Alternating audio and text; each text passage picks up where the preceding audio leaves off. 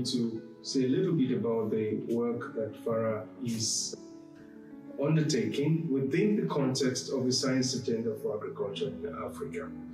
We are convinced that your agriculture is as good as your science. And this is something that has propelled FARA to come up with the initiative called HELP, H-E-L-P, Holistic Empowerment for Livelihoods Program. Now, within this program, we felt it compelling to set up an initiative that will help us to build Africa's capacity for research and innovation over the next 10 years. In May 2018, representatives from FARA visited the Federal University of Viçosa for the first time.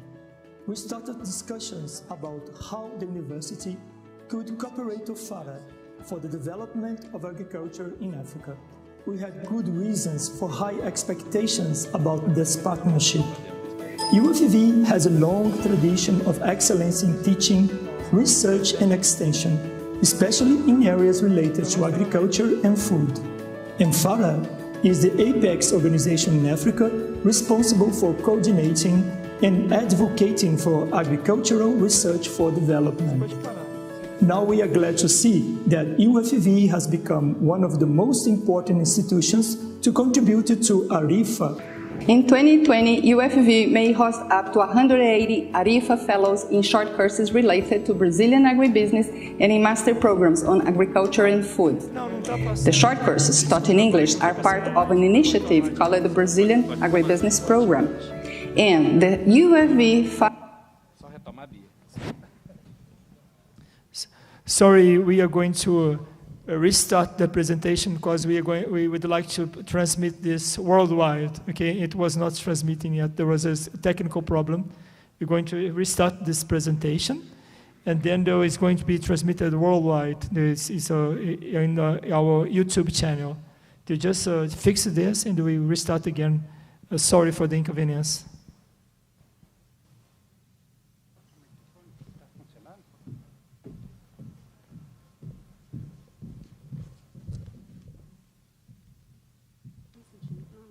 Desculpa, eu não tinha que voltar no início.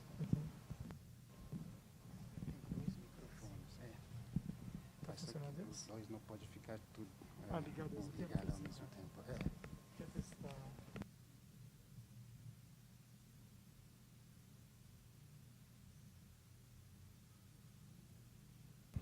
All right, I want to welcome you once again to this event. We'll soon get started. We crave your indulgence.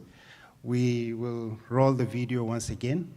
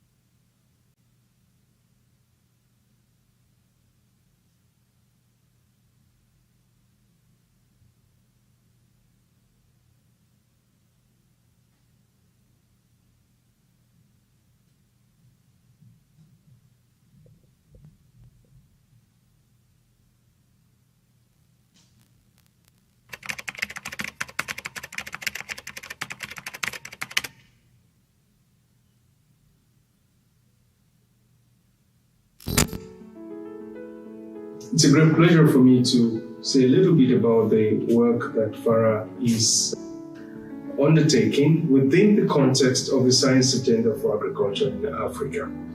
We are convinced that your agriculture is as good as your science. And this is something that has propelled FARA to come up with the initiative called HELP, H-E-L-P, Holistic Empowerment for Livelihoods Program. Now, within this program, we felt it compelling to set up an initiative that will help us to build Africa's capacity for research and innovation over the next 10 years. In May 2018, representatives from FARA visited the Federal University of Viçosa for the first time. We started discussions about how the university could cooperate with FARA for the development of agriculture in Africa. We had good reasons for high expectations about this partnership. UFV has a long tradition of excellence in teaching, research and extension, especially in areas related to agriculture and food. And FARA is the apex organization in Africa responsible for coordinating and advocating for agricultural research for development. Now we are glad to see that UFV has become one of the most important institutions to contribute to ARIFA. In 2020, UFV may host up to 180 ARIFA fellows in short courses related to Brazilian agribusiness and in master programs on agriculture and food. The short courses taught in English are part of an initiative called the Brazilian Agribusiness Program. And the UFV FARA Master Partnership will offer places for ARIFA fellows in all agriculture-related UFV graduate programs for a master's degree that usually takes 24 months. The programs involved include the ones with the highest evaluation by the Brazilian Graduate Assessment System. More than a capacity development initiative, ARIFA has been designed with the innovation systems thinking to empower young Africans with the 21st century skills that are needed for the continent to navigate through the current global challenges, including climate change, and now with the implementation of the Africa Free Trade Agreement. What Africa needs today is to establish unconventional partnerships, to be innovative in creating opportunities for youth, and most important, to preserve local talent within the continent. On behalf of the Federal University of Viçosa, I want to welcome the ARIFA Fellows on our campus, and we will do our best to give them a warm reception and show them the practice and technologies that allowed Brazil to become one of the top agriculture producing countries in the world.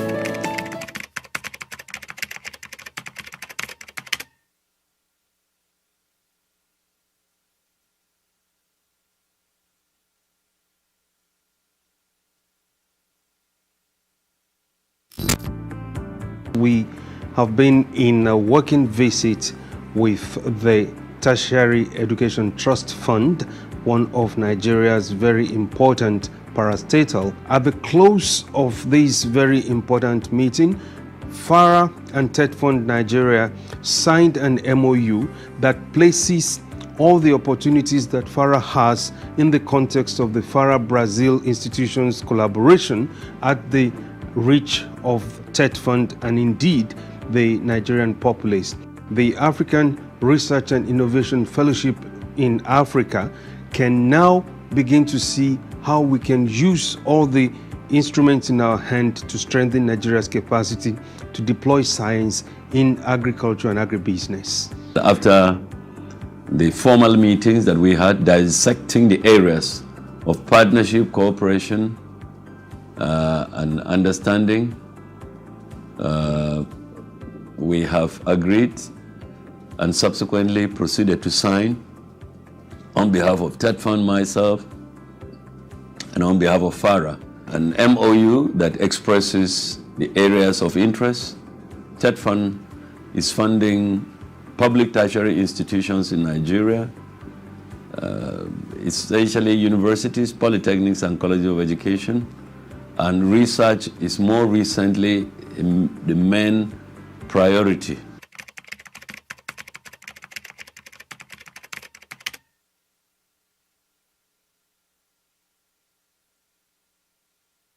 We don't have 50 years. All I have is 10 years. How can we make it? With the coming of ARIFA, our mindset has now completely changed from focusing on basic research to applied research. Because for many years in this country, we have been neglecting the concept of innovative research.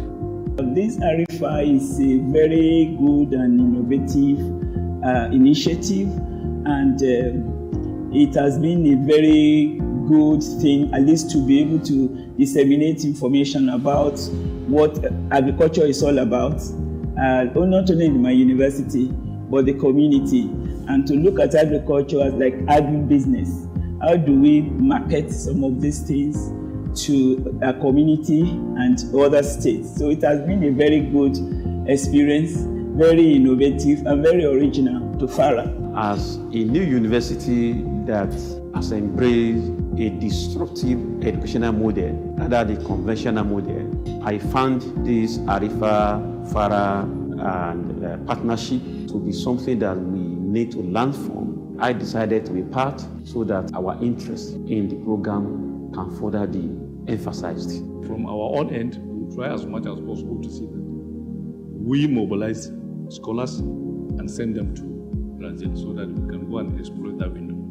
We are now reorienting our approach from just having students conduct any kind of research just to acquire a certificate, but the end result, they will not make any use of it, no. So we want to tailor our attention now towards areas that are priority needs from within the communities.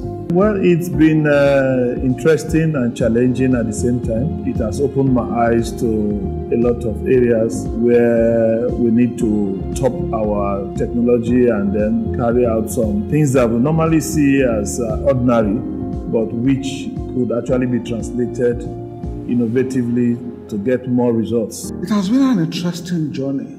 I think it's about 1 year plus now we have started, and it was fun looking after the students before some of them left for Brazil, and there has been wonderful learning and relearning under ARIFA. For me, it's a dream come true because there's been this lacuna between research and application or implementation of research. My experience for the past few years has been that most of the research outcomes, they end up in the shelf, but you now have a tailor-made research program that can translate to products. It can be now used to enhance job creation. We had a smooth takeover. I think we already have some kind of facilities to kick off, and I think we are the first to start the ARIFA program in Nigeria because of the facilities on ground in my university. So we just started, and it was going on smoothly. The partnership between TED Fund, FARA, with the Federal University Vicosa in Brazil is a very commendable project, and the fund is ready and committed to put in the funds. FARA have a goal of training 5,000 fellows in the next 10 years. When I listened to the presentation, I even felt that, is it not this number inadequate? We need to increase this number because of the value of this program to Africa.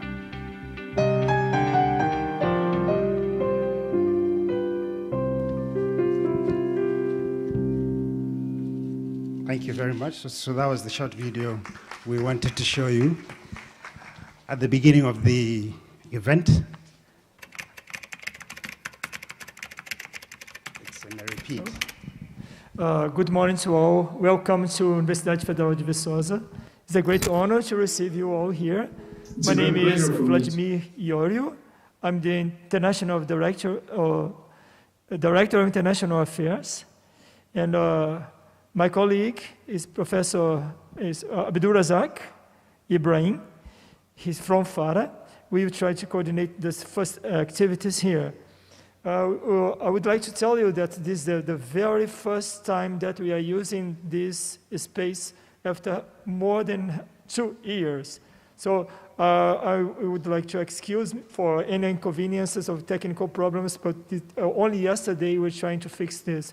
After 2 years and a half, we haven't used anything here. This is the very first event that we are having after the pandemic. So to start, we'd like to invite higher authorities, the authorities for the higher table. And first, our rector, Professor Demetrius Davida Silva, he was not able to come. I was talking to him last night. He asked me to apologize. He was planning to come. He was in Brasilia. He had to remain in Brasilia. He has to asked me to give my apologies, especially for the ambassador that he has not met here yet. So, representing our ambassador, our rector, I would like to invite Professor Raul Narciso Guedes. He's our Dean of Research and Graduate Programs.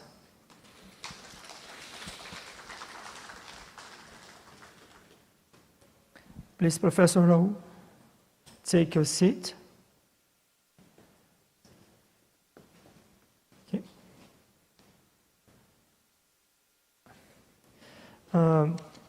In the following, I would like to invite Dr. Yemi Akimbamijo, Executive Director of FARA.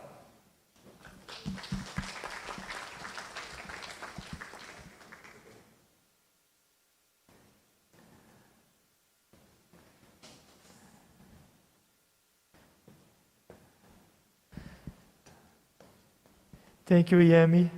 It's the third time that we receive Yemi here. It's like a dream that we are fulfilling now. Thank you. Yeah. So now I would like to invite Sonny Echono, is the Executive Secretary from TED Fund.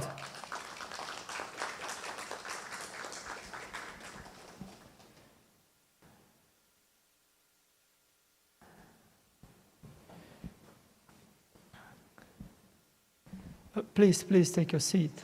Yeah.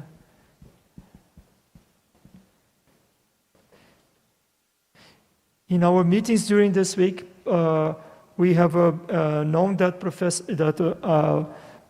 Sonia Chono has just started his job in this position. It's a great honor that receiving him just in the beginning of maybe the first international meeting after he started his job.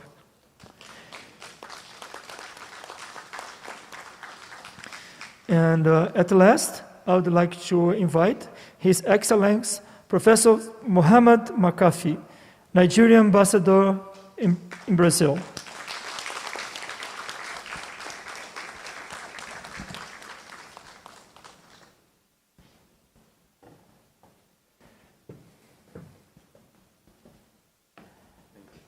Thank you. Please take your seat here.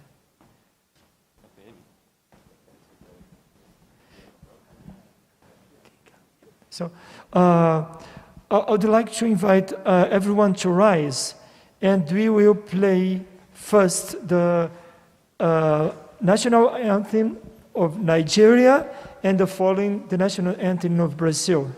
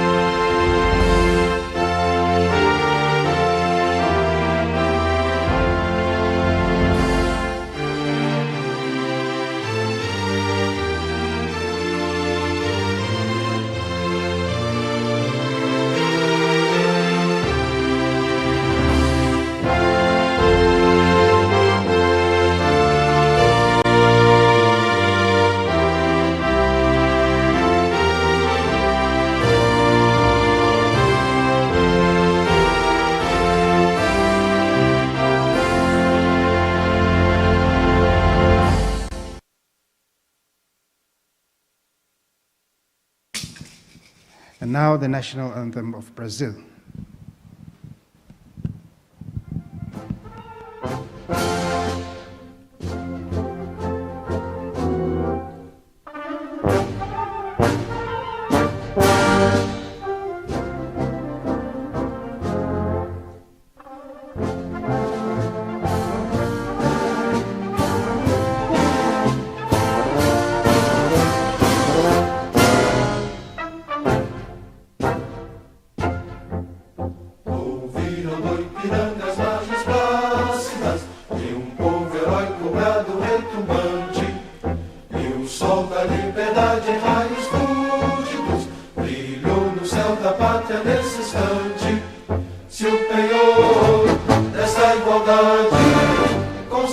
vamos conquistar com braço forte.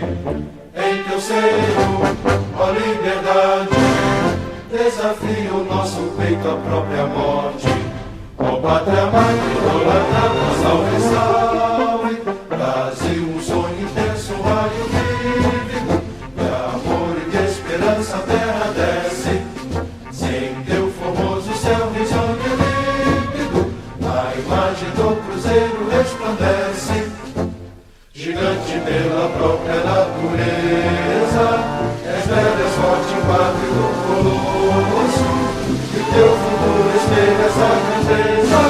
Terra dourada, entre outras mil, és tu, Brasil, ó pátria amada, os filhos desse sol és bom, gente, pátria amada, Brasil.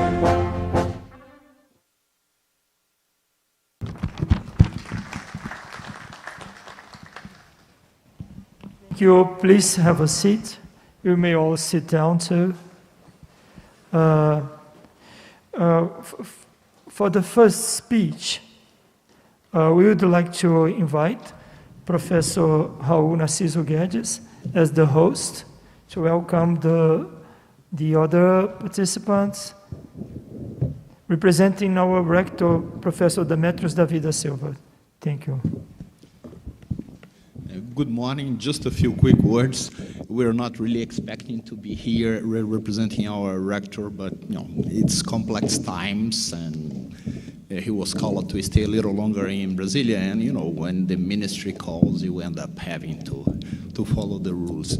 It's good to be here, and I'd like first to apologize for this absence and welcome you all, particularly His Excellency Professor McCarthy, of course, Dr. Como, and Yami, that we were able to meet and chat a little bit more yesterday together with the part of the delegation that arrived early in the week to visit us. So it's good to be here, it's good to be in good company. It's good to see so many from Nigeria finally came into Viçosa after 2 years of pandemics that messed up a little bit our plans. And Viçosa is not a particularly place to arrive or to reach. You probably noticed that by now. But we do believe that it will be worth the visit and the stay. And in the end of the day, our goal here is to teach as much as we'll be able to learn from you. Not only the scholars that will be sharing with us the next couple of years, but of course, the whole of Teddy Fund, Nigeria, and the university representatives. And yesterday, actually, we had the opportunity to meet 2 of the vice chancellors from Lagos and Benin that would be sharing this experience with us. So starting with master, but hopefully we'll be able to build from that and profiting even more from these relationships. So without much ado, again, thank you all, and I'm looking forward to hear more from the whole experience and sharing this with all of you.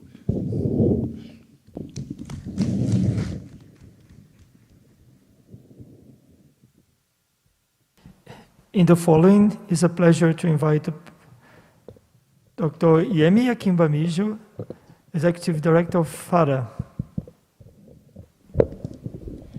Well, thank you very much. That's loud enough, I think. Thank you very much, Professor Vladimir Diorio. Your Excellency, the Ambassador of Nigeria to the Federal Republic of Brazil, His Excellency Professor Muhammad McCarthy, the Executive Secretary of the Tertiary Education Fund of the Federal Government of Nigeria, Architect Sonny Echono, the Rector of the Federal University of Viçosa, Professor Demetrios David da Silva, here ably represented by Professor Raul, who's also the Dean of the Graduate School. Different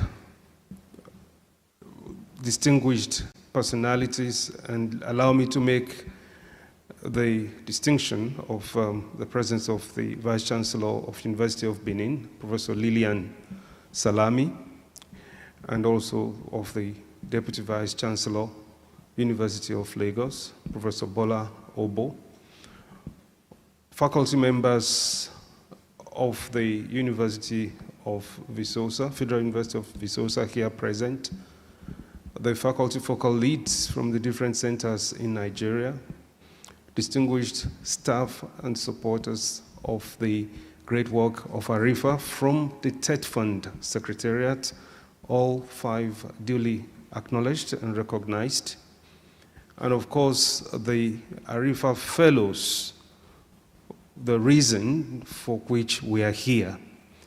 I greet you all and a very warm welcome to the very first symposium, ARIFA Symposium, holding this morning in the Federal University of Visosa.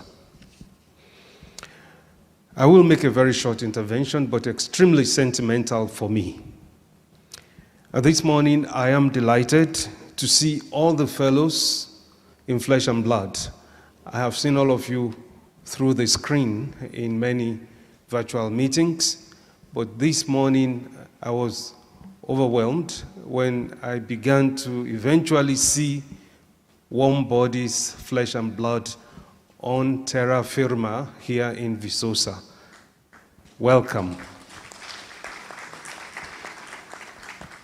This hall is very big for the audience in here. But if you have the eye of a visionary, it is actually very full. And I see in all of the fellows, I see professors, I see captains of industry, I see a lot in the future that may not be so visible here today. Thank you. On top of that, as an agriculturist myself, I understand the concept of sowing and reaping. And the seed grows slowly, but not to plant the seed is not an option. So I am very, very excited to see that the seed that was sown in the video you saw in our premises in Accra 3 or 4 years ago, the ambassador said I had changed. That was 4 years ago. So that was the seed that was sown when we put pen to paper to sign the MOU. But today is the beginning of the fruition of that seed that was sown. So you can understand that I am emotionally overwhelmed, but I'm also extremely delighted and excited that this day has finally arrived. Well, let me tell a little story of myself before I close with some general remarks. And I really want to address the fellows. It was in 1986 that I left my girlfriend, who became my wife with time. I left my parents and every other thing that formed me. And I headed out as a lone student to the Netherlands in winter of 1986. Temperature was already below 0 when I arrived in the Netherlands, and that was already too harsh for a tropical boy. But then I met with my professor, who told me that he gave me an African philosophy, an African guiding philosophy that has remained with me till today. Some of you might have heard it, but let me repeat it for the purpose of emphasis. What did my professor tell me when I first met him in that cold morning in the Netherlands? So he told me the story of the lion and the deer in Africa.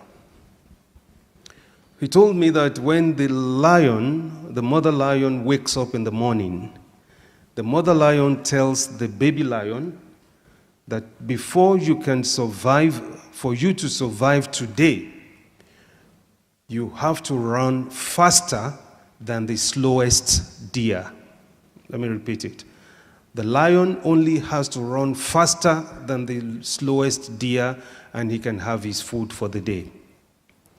But the mother deer tells the kid, says, "My dear kid, for you to survive today, you have to run faster than the fastest lion."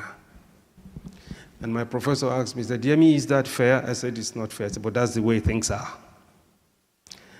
And I got my orientation for life in that morning in the Netherlands.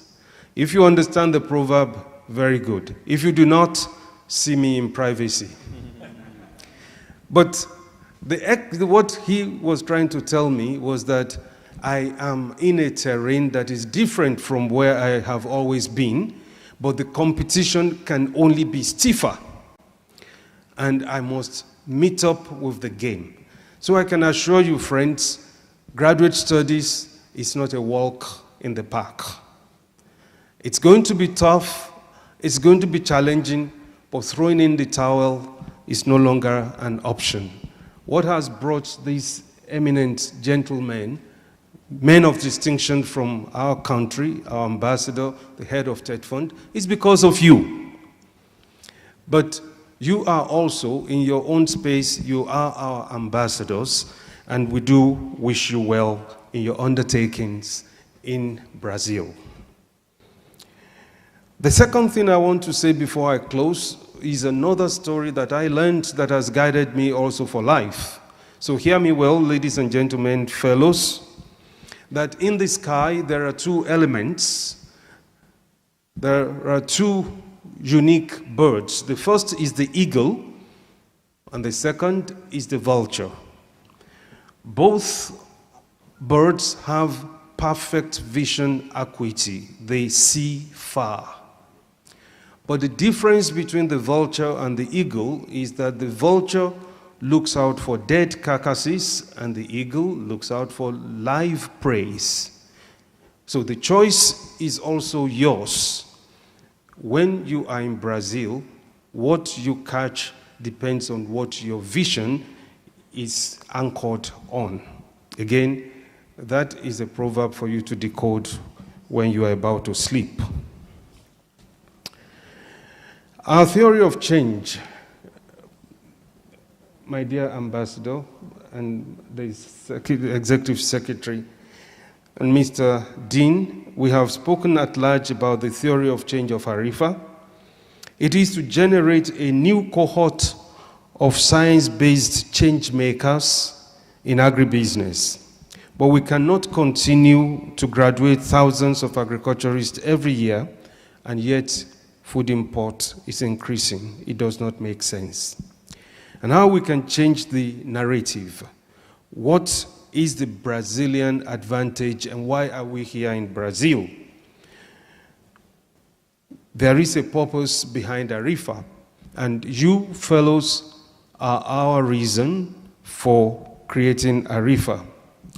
If we do not break this chain, no one will break it for us. Therefore, it is very important to let you know that you are not in the as usual form of training. Rather, it is our attempt at a pedagogic retooling of the Nigerian academia, one person at a time, by imbibing the culture of excellence and success stories, and to see how these can be replicated back home.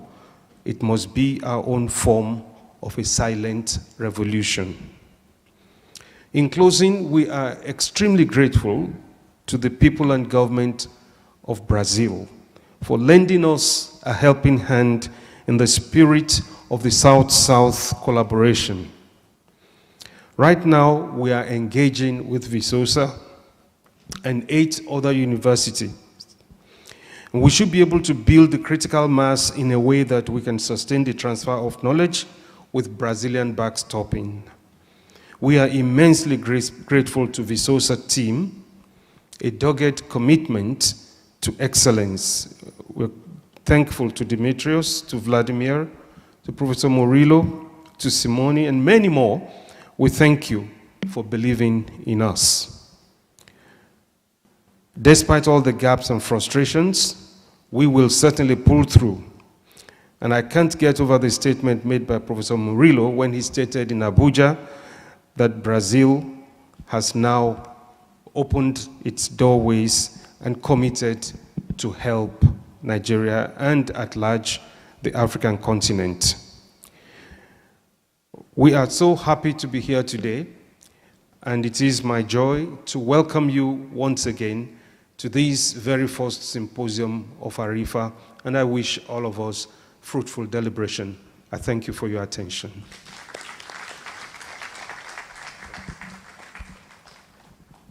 Thank you, Yemi, for your kind words. It's also an emotional moment for us. Despite of all the difficulties and problems, you can trust that we will not give up. Okay, thank you very much, Yemi. Thank you. Well, I think I'm breaking all the protocol. I'm very sorry for that. Sorry. And now I would like to invite Sonny Echono, Executive Secretary of TED Fund.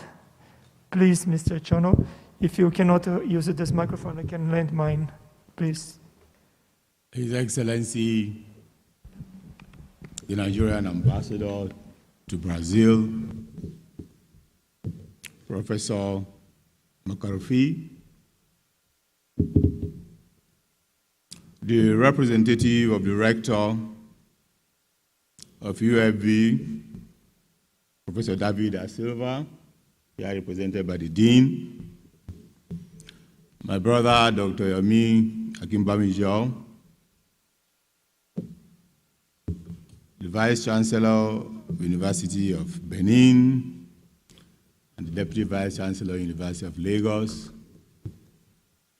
members of faculty of our host university, as well as other participating universities in our Centers of Excellence program, our very distinguished scholars, my colleagues from TED Fund, distinguished ladies and gentlemen.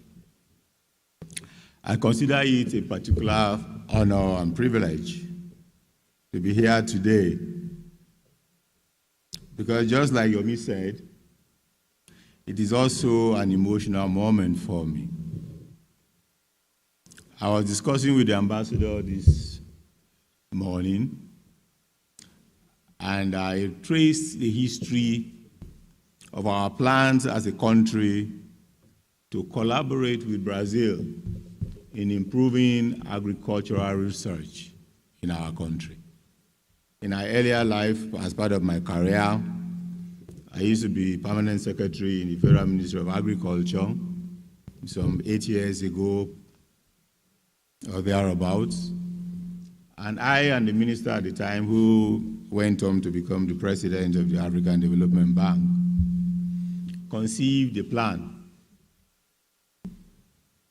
And we sent people here to come and understudy what Embrapa was doing, basically to change the research framework and to retool, as it were, the research infrastructure that we had in Nigeria. Our objective at the time, which is also still relevant today,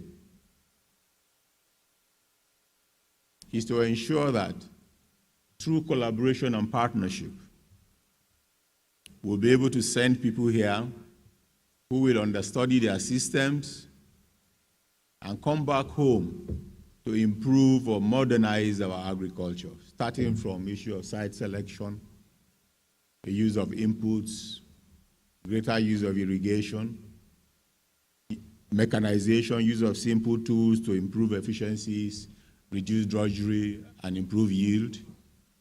Promote various agronomic practices that will ensure that our farmers will get higher value and be able to attract even younger people to agriculture. I'm particularly pleased that under my predecessor and also FARA, we've been able to take this a notch higher by focusing on the scholars, those who will be preparing this mass of Nigerians who will practice commercial agriculture in the years to come. I believe by training the trainers, we'll be able to step up to scale in this transformation process in the modernization of our agriculture. TEDFund stands ready and is willing to participate and to collaborate with all the agencies involved, particularly to expand the program beyond the agriculture sector to other related sectors. We are particularly grateful to the government and people of Brazil, the university, the 6 participating universities currently. We hope at the end of today's discussions, we'll be looking towards more than doubling that. We'll be able to take this offer of some concessions granted to FARA and us by way of reduction in tuition and some partnership arrangements that will ensure that we can send as many students as possible here to understudy what Brazil has been able to accomplish in transforming their economy. I was particularly impressed that this is a self-reliant society, and we can see at various communities the visible marks, the impact of research, of agri-production, the impact of the university community to the community and to the people in creating jobs, in promoting innovation, and providing goods and services for their immediate consumption. I believe it is a dream that we can also achieve in our country if we are able to produce scholars like you that are committed, dedicated, and are ready to do the hard work that is necessary to achieve this objective. I am told that for you to even graduate, to get a PhD in this country, you need to have a patient, which is fantastic. Because I believe until we make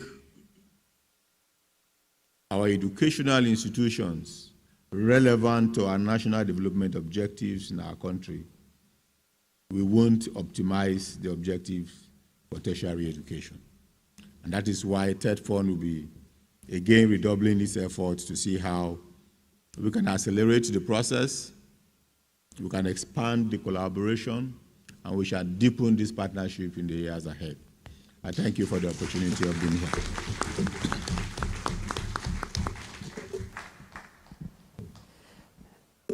Thank you, Achano. Now, I would like to invite for the last speech, His Excellency Professor Mohamed McAfee, Nigerian Ambassador to Brazil.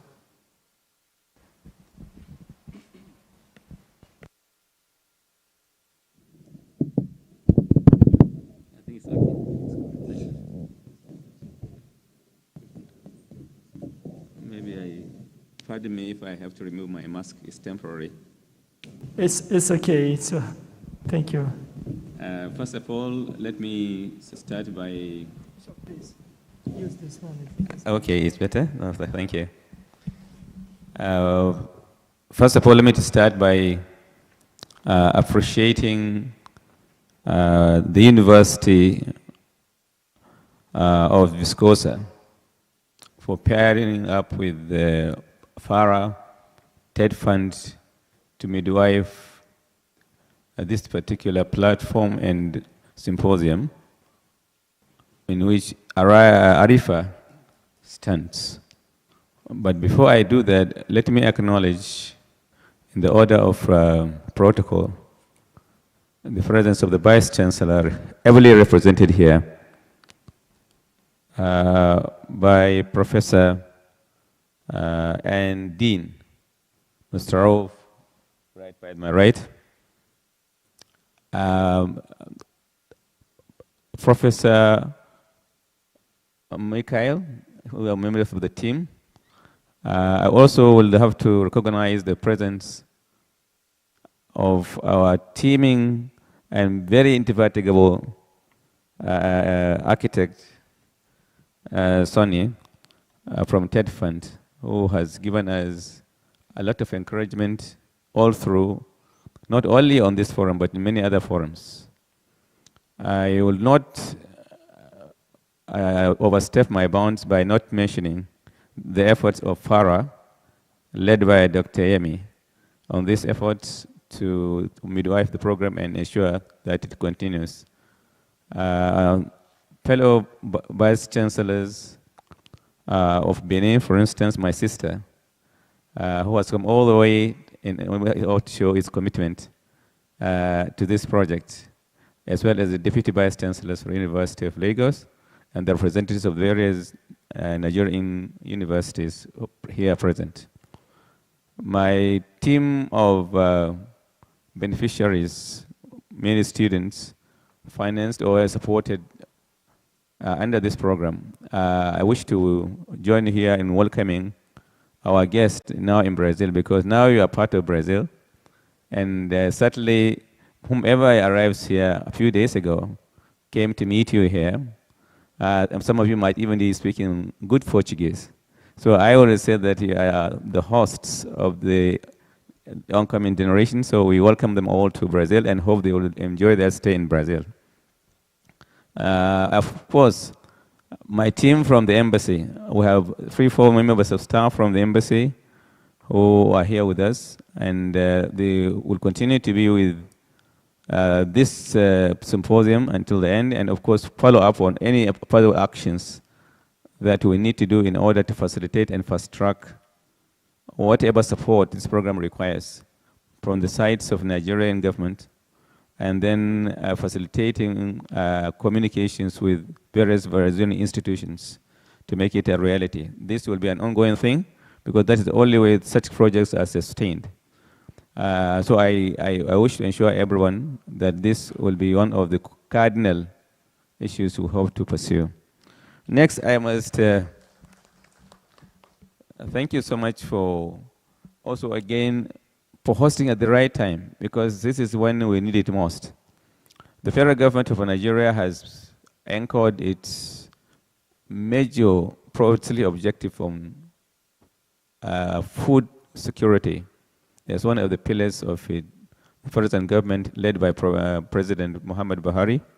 And way back home, you know that the most important and critical issue that he has set out to tackle is the issue of food security.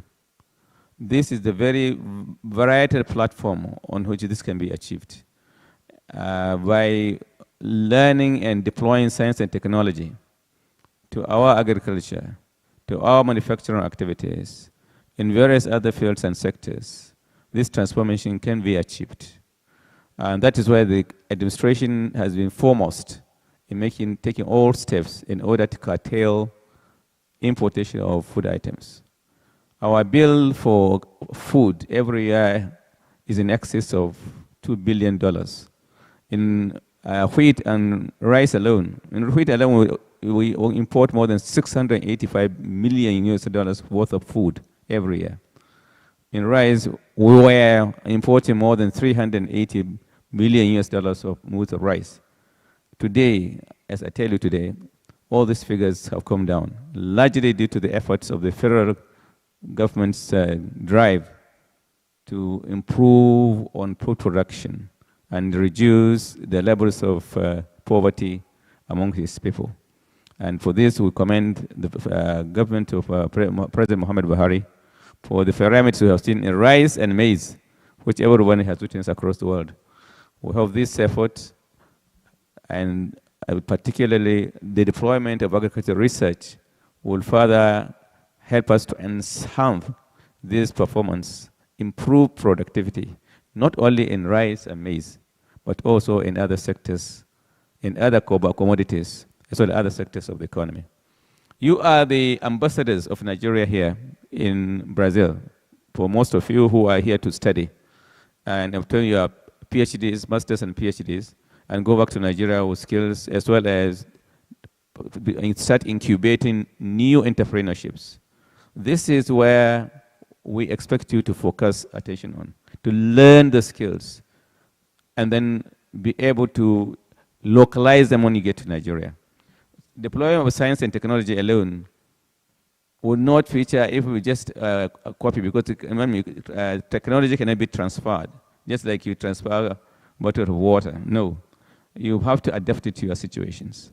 And it is for you, through research, that you'll be able to see what are the challenges and what you will need to address, and you will go back home. I hope you will bear this in mind as you study in Brazil, and feel free to unearth any problem that you think you don't understand before you leave. It's a challenge, and it's a hope, my hope, that you people will not only learn the skills, but also the business of developing these skills to profitable levels. For any project to be sustainable, it must be able to set itself through. And the way it can do that is to ensure that you are able to deploy it profitably. And so don't be mindful of this particular focus. Yes, you are academicians, but we want to marry the aspects of academic performances with actual needs of society, and the process sustain our food security situation. So personally, I believe you have a lot of challenges, in addition to you being pursuing your studies here on academics and acquiring skills, but doubling up and seeing how they are doing it here. You have seen how they have been able to achieve milestones in the productions of crops and livestock. Take, for instance, in rice, we are getting 3, 4, 5, 3, 4 tons per hectare. In Brazil, I know I visited some fields where they recorded over 10 metric tons per hectare, using the same kinds of resources we deploy in Nigeria. The same size of land, the same size of, and again, almost identical climatic conditions, identical kind of soils, and in all respect, but you get less than 20–30% of what they're getting. So the scope is quite clear. There's a gap in productivity, largely because of the deployment of science and technology and its management. And this is why I want you to focus. Where are we getting defenses, and why are we getting these defenses? This is your subject for research, and that is why you are here. And I hope that I don't need to re-emphasize this point for those that are here to study and go back. TED Fund will be much, much happier and will be a higher pedestal if today the number of people that are trained and that have transformed the economy of Nigeria in the agricultural sector, in processing sector, in value addition, in marketing, in branding of various agricultural products, as well as distribution of these to various parts of the world, not only in Nigeria. That will be a basis for TED Fund to really show its transformative role in gingering Nigerian scientists, Nigerian academicians, into making Nigeria a better place for all of us. And I will continue to support Architect Sonny's effort in this direction. But by coming here alone, when he has just recently assumed office, it's an indication that he gives this a high priority. And you people have an innumerable access for you to him, to TED Fund, for whatever support you needed to have in order to make this a reality. I hope you take this advantage and avail yourself with all the opportunities to learn and to incubate new businesses and to develop them further. Finally, before I rest my case, I don't have many stories to tell like my brother, Dr. Yemi. He has so many anecdotes, and I'm impressed by the way he presented them. I don't have as much to share.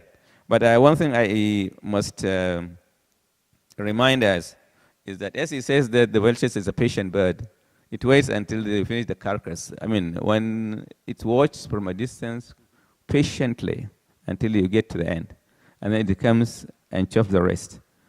We in Nigeria want you to remember that, yes, patience will fail, but we do not have time to waste. We will not wait. We must begin to run.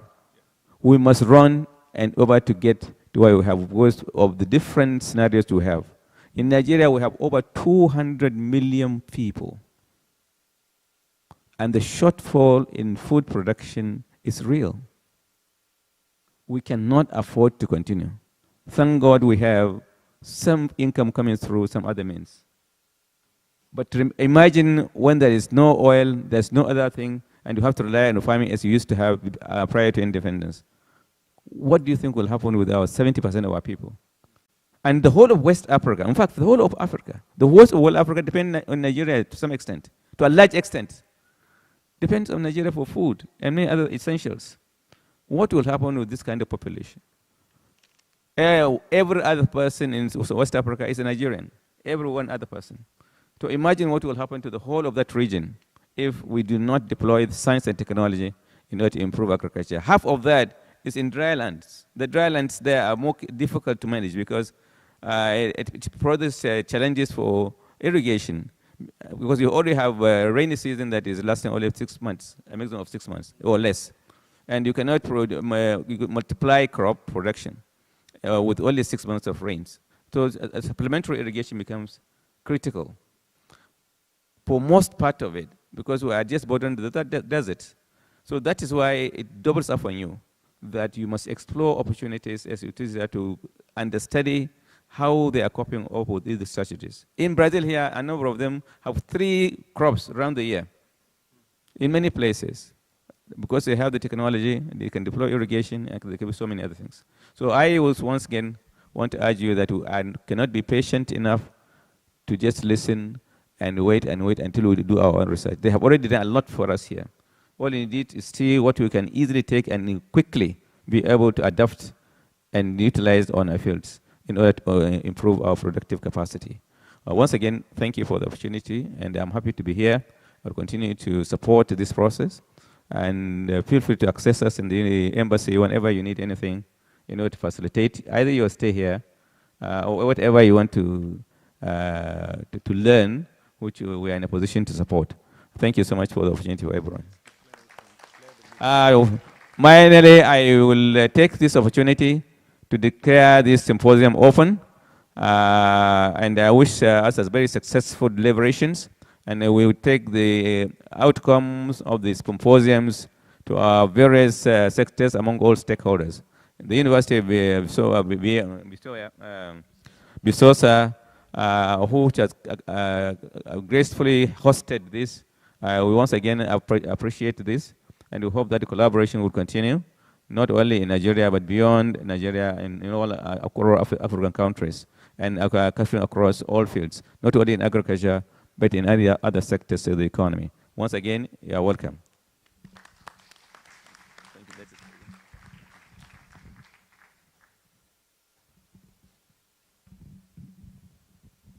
Thank you very much, Ambassador. Now, Abdulrazak Ibrahim will say some words about the objectives of this meeting. And then after this, we can just finish this session and have a group photo before we start the second section of this meeting. All right, thank you very much, Vladimir. So let me stand on existing protocols and welcome everyone. So in terms of objectives, we have already circulated a concept note for this meeting, but just to say that it's good we have a common understanding of what is ARIFA, the Agricultural Research and Innovation Fellowship for Africa.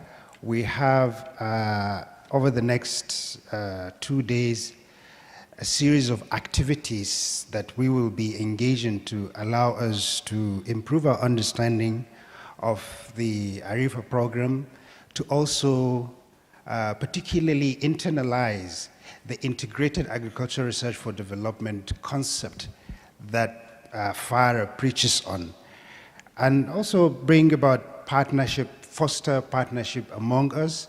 Here, there are our leaders at the high table. We have the faculty focal leads, the students themselves, the university community, and representatives from participating institutions. So all of these various stakeholders will come together at various stages in the course of this symposium to really understand each other. we want to have a feel of what is it like to be studying in Brazil from the point of view of the students, so that we identify the challenges that they're facing and see how we can improve them. And finally, because of the increasing interest in the program, what has been happening is that there are more Brazilian universities that have picked interest in the program. And so one of the activities we have lined up here is to celebrate the signing of MOU between FARA and FAUBA. FAUBA is the Federation of International Education here. That is an umbrella of about 40 Brazilian universities that will also be part of the program moving forward. So these are the objectives, but we will improve on our understanding as we listen to our leaders, as we listen to watch presentations and engage with each other. Vladimir and I will be here to support you all the way. And so I thank you very much for this. Vladimir, I think the next activity is we're going to have a photo op, right? So the photographers, if you're here, a gente vai ter fotógrafo, né? Daniel? Okay. Yeah.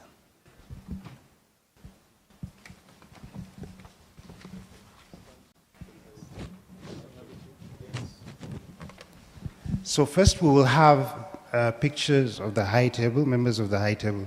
Photographers, please. But you can tell us the best position. Where?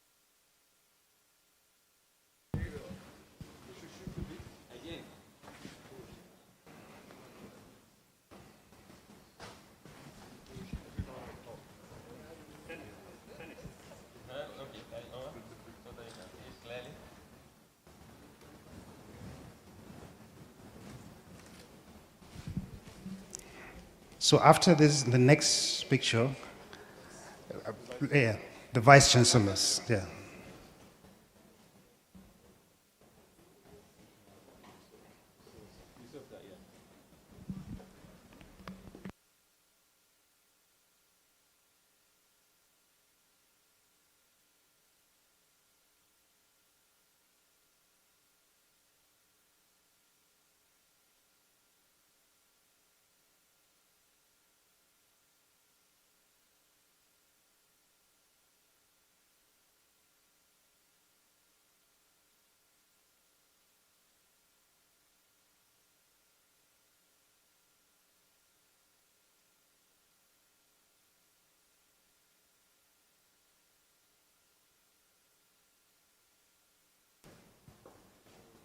Okay, so the whole group remains. I will invite representatives from the Brazilian universities, representantes das universidades brasileiras, os professores que vieram com os alunos.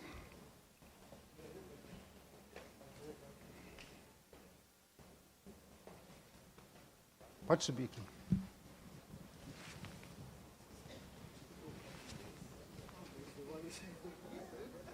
Olho.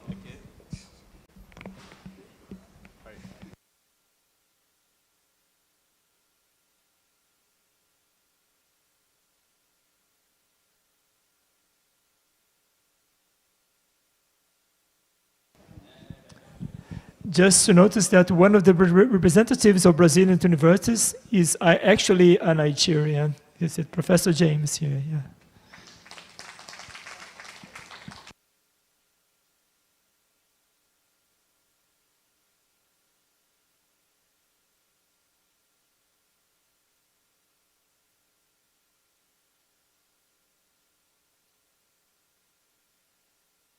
So you can pode voltar. No.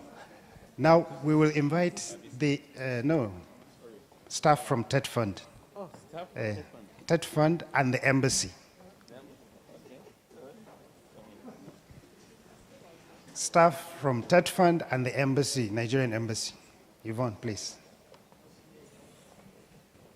No, Podge.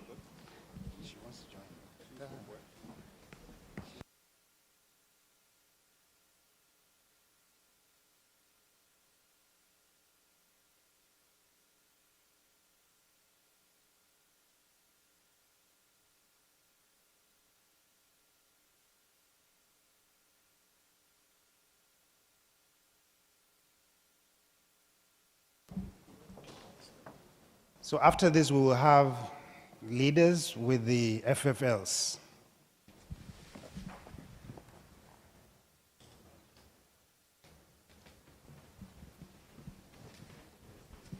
Thank you.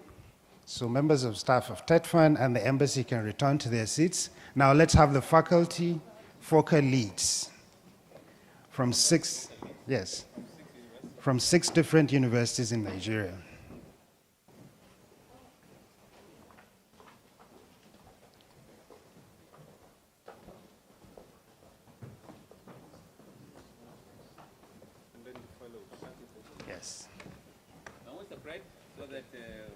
So the fellows, you can start preparing, because once they're done, I'll call you.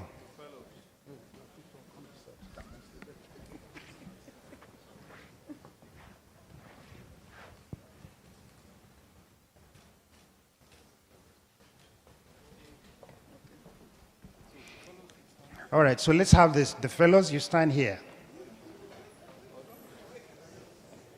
Okay, the beneficiaries. Yes, the students.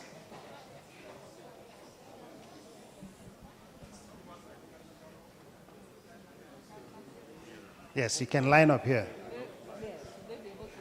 Photographers, please guide us if they're standing at the right position.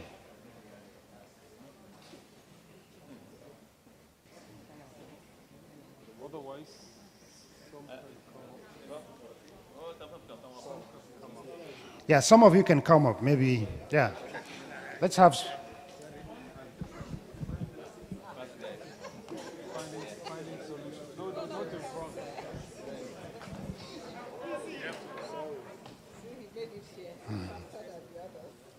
Do we need to move forward, maybe, a little? Yeah. You have to close the gap.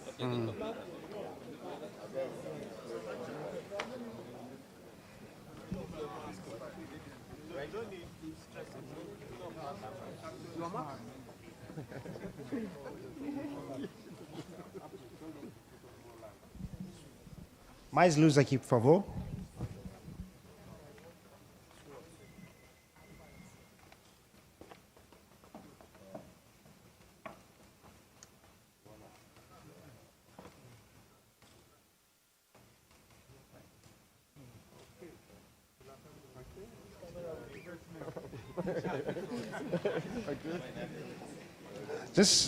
Just one last picture, please.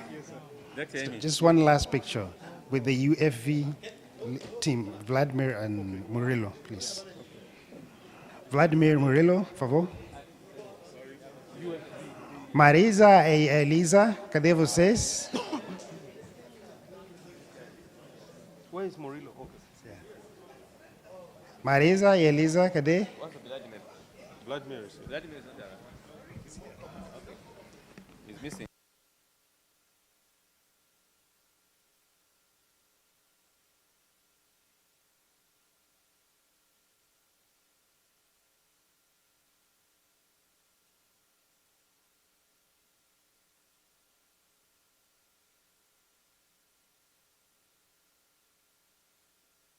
Please, just hold on. Marisa and Elisa are coming. They will join us.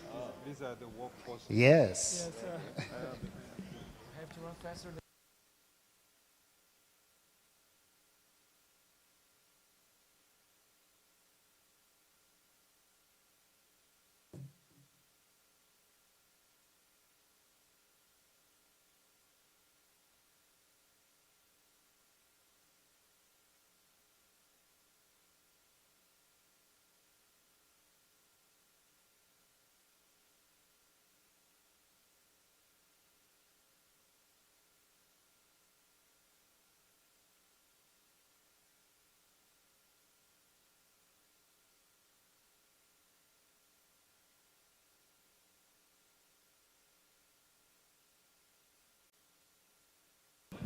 Thank you very much. So what we have now is a short, this is when we'll have the keynote presentation. Yes.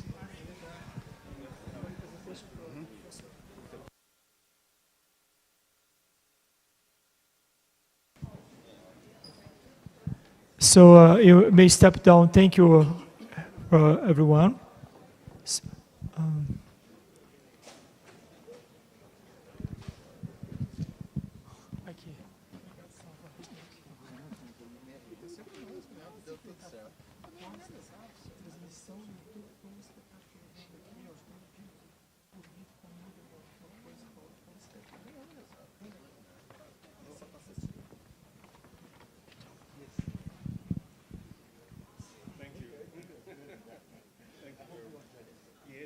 Yes. So, thank you for the first discussion. First, it will be a keynote presentation. We will have Dr. Yemi Akimbamijo. The title of his presentation, according to, at least according to the program, is Africa-Brazil Systemic Transformation of the Nigerian Agricultural Innovation System, Lessons from Brazil. Okay.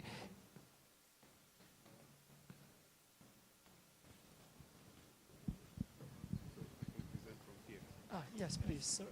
Let me get my things. No, that's okay. I don't know if maybe this one is. Okay. All right.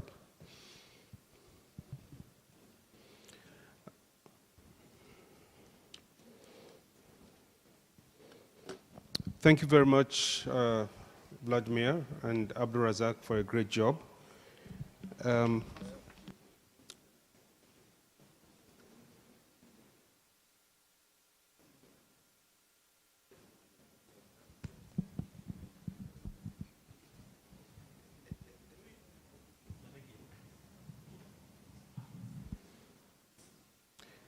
Your Excellency, please allow me to stand on existing protocol as I go on to give the keynote presentation of this very important and august event of the very first ARIFA Symposium that is being held here in Viçosa. So the title of my presentation is An Ambitious Attempt at a Systemic Transformation of the Nigerian Agricultural Innovation System and What Lessons we Can Pick from Brazil. This is one of my favorite statements from a noble statesman. And this is Prime Minister Jawaharlal Nehru of India, who once stated that most things can wait, but agriculture cannot. And it cannot be more true. We heard it from the ambassador a short while ago, that there's no time to lose. And as a matter of fact, the essence of this kind of statement is to underscore the urgency of the situation we are in. Why is it, thank you, why is it that the Nigerian government is opting to fast-track the process of training or raising the human capital in Nigeria at a time like this? Globally, for more than 800 million people going to bed tonight, food is medicine. It doesn't come as a routine, so we're still in a state where we need to meet the critical demand of sustainable livelihoods for more than 800 million people. Given my two-slide opener, I would just want to now intimate you with the presentation plan. I will start with an introduction of what I call breaking the glass ceiling, and then I go on to speak about the new modalities on how we must break the jinx. and then approaches to partnership models and how this whole thinking has evolved, and looking at the institutionalization of the ARIFA model, and then we'll close with lessons from Brazil, the South-South technical or triangular collaboration model and the ARIFA model, and then some concluding remarks. But I think it's good to say a few words about the institution that I work for, and this is how FARA, the Forum for Agricultural Research in Africa, the technical arm of the African Union Commission and technical arm to the African Union Development Agency, what used to be NEPAD. So when you look at, this is the configuration of FARA with what I call the 4 legs of my table. So it's the North African Sub-Regional Organization, it's the, oops. Sorry, I'm looking for the pointer. Okay, I don't think we have one. So the CORAF is in the west, and CADESA is in the south, and ASARECA in the east. And this is just a little bit about the way of our delivery impact, what we call the impact to delivery pathways. And it starts by looking at the 5 functions of FARA as the bottom line of what we do in FARA that then stimulates the primary level of delivery in the pathway, which are the 3 things about increasing productivity, improving competitiveness, and enhancing resilience. And we believe that if we achieve this primary level, we can impact on the ultimate goal of food security, which is, as you know, SDG numbers 1 and 2, and number 5. Then incomes and jobs, increased resilience, and improved natural resource management. In a way, we contribute to the Sustainable Development Goals, we contribute to Agenda 2063, and also contribute to the STISA, the Science, Technology, and Innovation Strategy for Africa. But we're confronted with a lot of challenges, and just when you look at these global representation of where we have the capital challenges, and you can see this is the global map that is drawn according to the scale of human capital. While some countries have become obese, some have really become near extinct.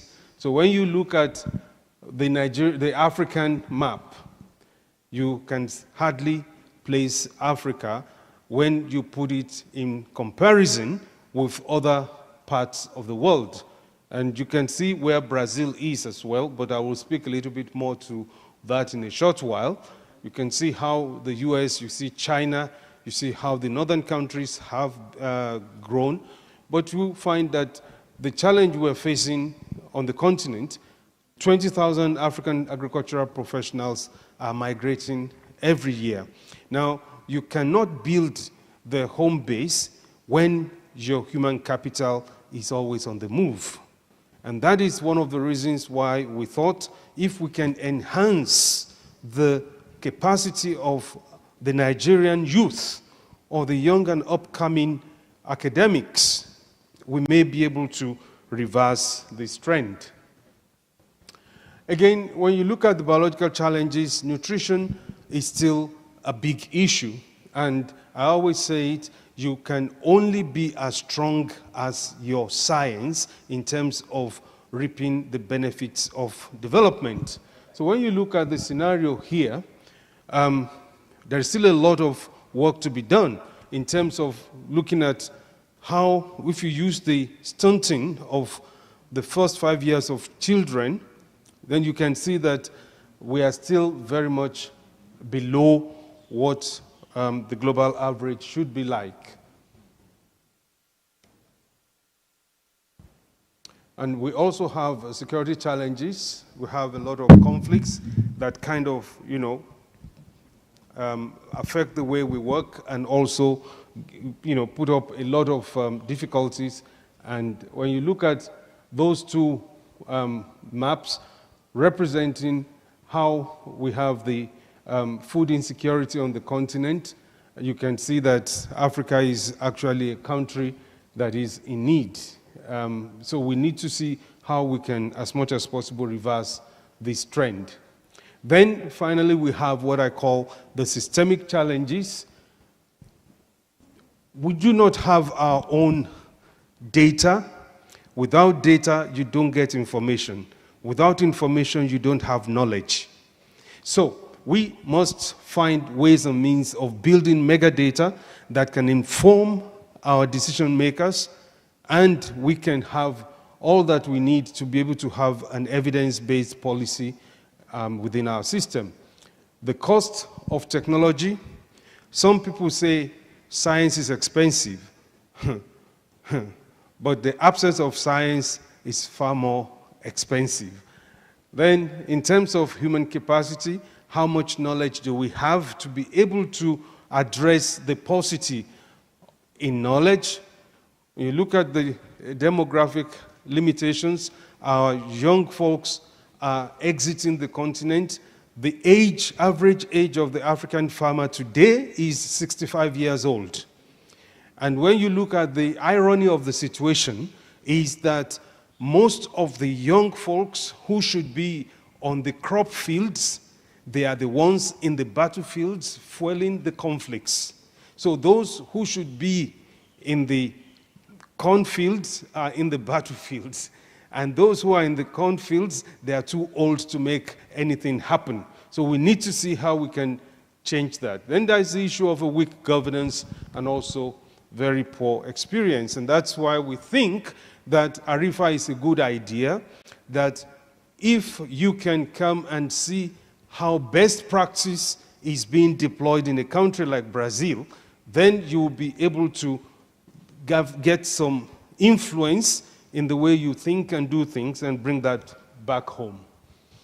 Then, when you look at this map here, it shows to scale how governments are investing in R&D. And of course, if you are not investing in R&D, it is actually locking yourself out of development. And so you can see countries like the US, like China, almost 500 billion of investment in R&D, and you cannot see from where you are seated, but Nigeria is there. You need a magnifying lens to see it, but we are there.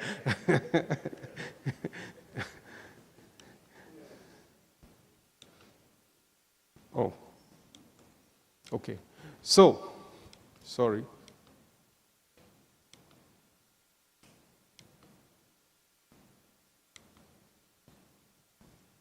All right. So, what then are the opportunities that we have?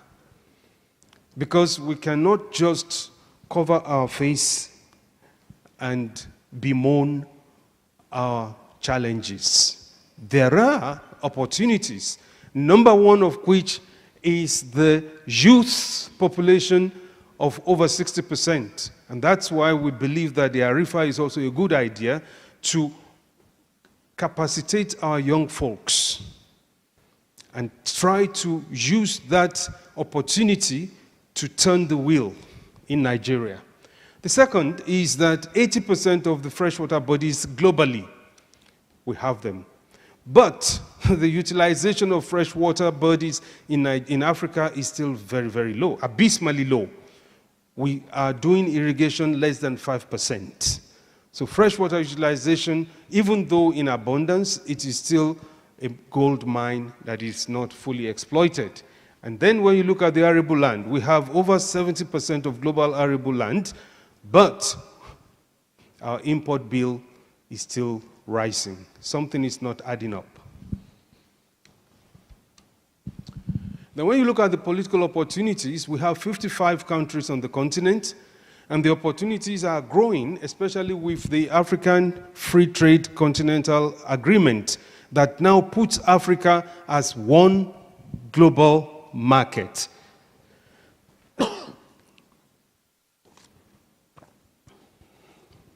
And how can we tap into that market? We need to be able to use our collective actions through the sub-regional and regional opportunities to be able to capture what we call the economies of scale. Now, to go into the models, this is what we call the FARA partnership model. And you can see there are 5 circles, but they are basically the same circle replicated 5 times. And this is what the systemic thinking of the agricultural innovation systems is like. It's always composed of extension, the private sector, the producer, the policymaker, the education, including research, and you have it at the global level. That's the GFA, Global Forum for Agricultural Research, cascading down to FARA, that's the continental, then to the SROs, that's CORAF, ASARECA, and then to the national. In Nigeria is the ARCN, the Agricultural Research Council for Nigeria, responsible for that. Then when you look at, these are the spheres of influence. That's the global sphere, the regional sphere, the sub-regional, national, and the local. So this is a slide that encapsulates how we think that we can use the science in Brazil to deliver knowledge and technology to Nigeria. When you look at this red box here, the top there is the Nigeria Relevant Brazilian AR4D knowledge, products, and technologies. That's what we are gunning for. And where do we pick them from? It's from the cohort of universities that you have the representation of Nigerian scholars right now. And this is by the facilitation of FARA and UFV and the FAOBI and EMBRAPA. And then with the support of TED Fund, the African Union, ECOWAS, Afrexim Bank, and then we move down to where we have the first knowledge of technology deliveries, the secondary and tertiary.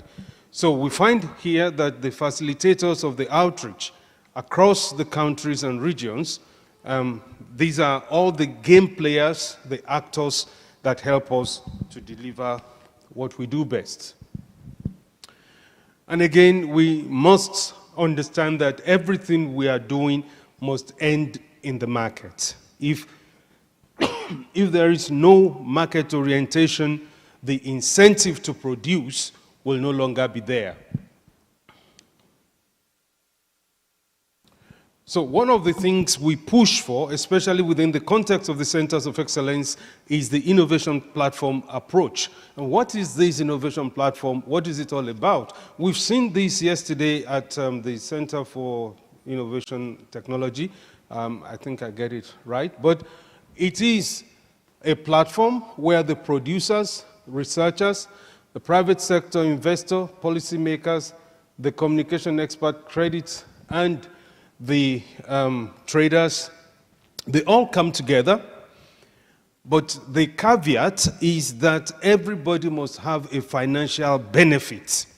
So that's the incentive and the mega pool that is driving our innovation platforms. So when you look at the operational frame, you must have a product that you are developing, you must have a market prospect, you must have an agribusiness approach, and using and drawing on the alumni of ARIFA to be able to derive the maximum benefits in the work that we are doing. Now, these two pictures, they say that a picture says more than 1,000 words. This is one of my favorite pictures in delivering excellence in agribusiness. For those of us who are from Nigeria, you will definitely be familiar with the picture on the left.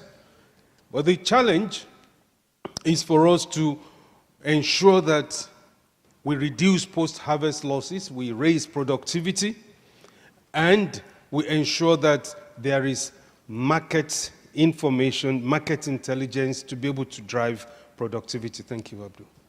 And so what we want to do is to move to the right-hand side, where there is a lot of organized market structure, where there is a lot of policy and a very structured market facility that can drive the incentive for productivity.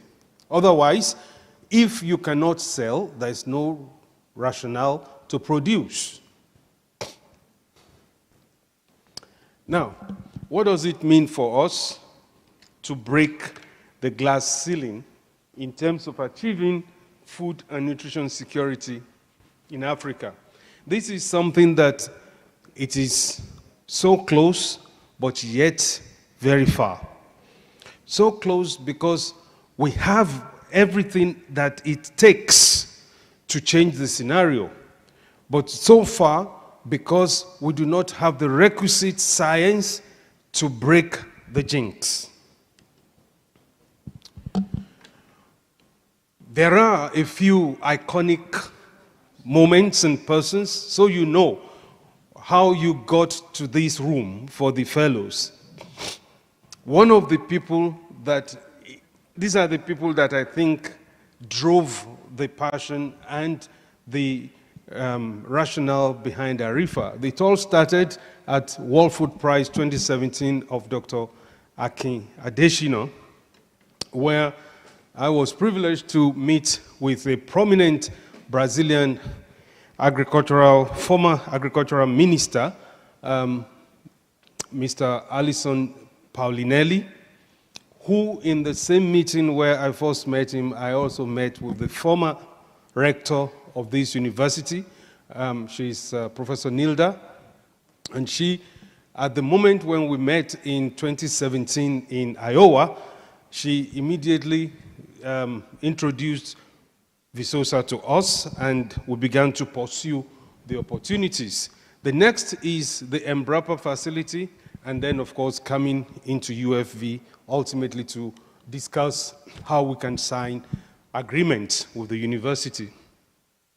We also had a series of meetings in the context of the South-South Development Technical Cooperation. This picture is what happened in India at the Punjab Agricultural University, where we have been offered opportunity. And this university is phenomenal. When we went there with the deputy governor of Jigawa State at the time, and that's him between me and the Vice Chancellor, Professor Singh. At that time, this university has registered 5 Nobel laureates in terms of their acumen in science. Phenomenal, phenomenal, Punjab Agricultural University.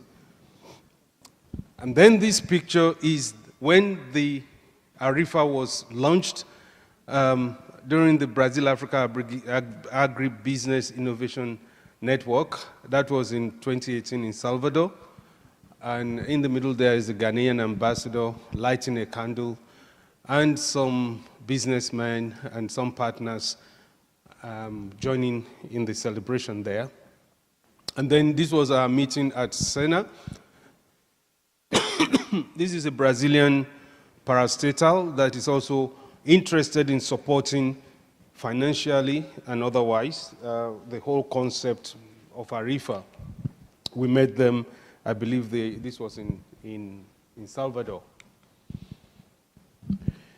And then we also established relationship with Embrapa Cassava Center in Cruz das Almas and in 2019, and then at the Brasilia headquarters, where we met with the president of Embrapa.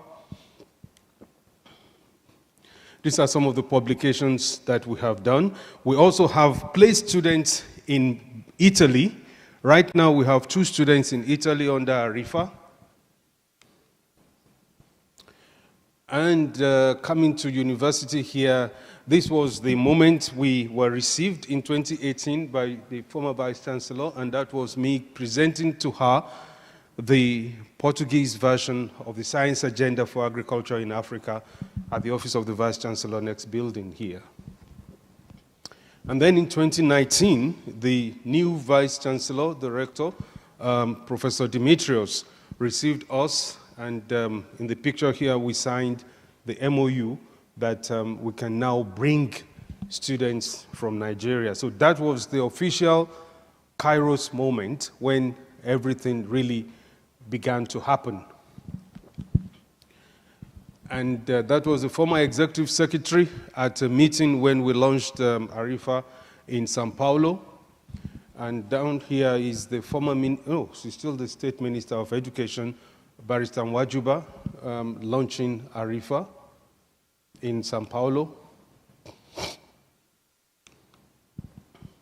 So the goal is that we have a proof of concept that if we can produce 5,000 PhD and MSc students within the context of this new orientation, our food security scenario will never be the same again. And so we've started with a small crop of 120 from Nigeria, and we have already spoken with the new ES who's extremely committed and sold out to this program, and he is also rooting to have this number increased. And with the existing opportunities being given to us in a cohort of 40 federal universities, I think now the sky is the limit. This is for those who may know Callistus Juma. He is a phenomenal, or he was a phenomenal African who influenced many of us. And he used to say that for every African problem, there is a Brazilian solution. He believed a lot in innovation. He's probably the one single African that still had a membership of both the American and the British Academy of Sciences in his lifetime. He's now deceased. So when you listen to a person like Callistus Juma saying there is a Brazilian solution, then it begs the question, why ARIFA, why Brazil? And I'm happy to note that some of the fellows are already seeing the reason why Brazil and finding merit in the decision of the government of Nigeria to support ARIFA fellows in Brazil. We understand there is a dearth of capacity, there's no question about that, and the impact of the Africa Centers of Excellence is still very, very meager. And we have weak capacities to innovate, and there is low commercialization of agricultural technologies. And of course, we need to do something drastic to engage our youth. So ARIFA, therefore, responds to the vision of the Science, Technology, and Innovation Strategy for Africa, the STISA, of the African Union, through strengthening the African agricultural innovation systems. So I spoke a lot about the theory of change of this whole concept.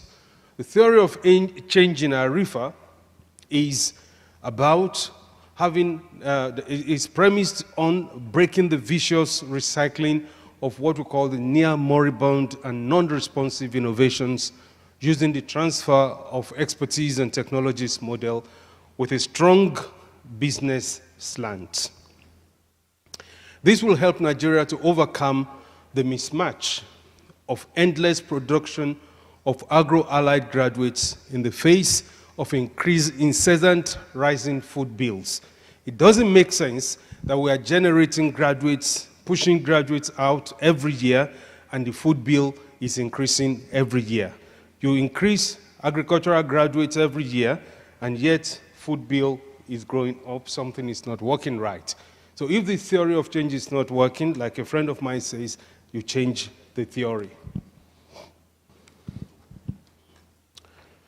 Where are the value add of ARIFA? It kind of helps in the replication of innovations and solutions. So what we'll see in Brazil, and is replicable in Africa, in Nigeria in particular, using the hand-holding technologies from Brazilian partners, we should be able to move technologies across the ocean. It's actually short. The distance between Brazil and Nigeria is getting shorter. We also use this to confront the brain drain and to have Africans and indeed Nigerians that are extremely capacitated to confront the challenges in agriculture, and then to have a holistic approach to capacity development and then delivering livelihoods using the innovation platform approach. So these are some of the publications, the prospectus, and we will be launching the second edition of the prospectus by tomorrow.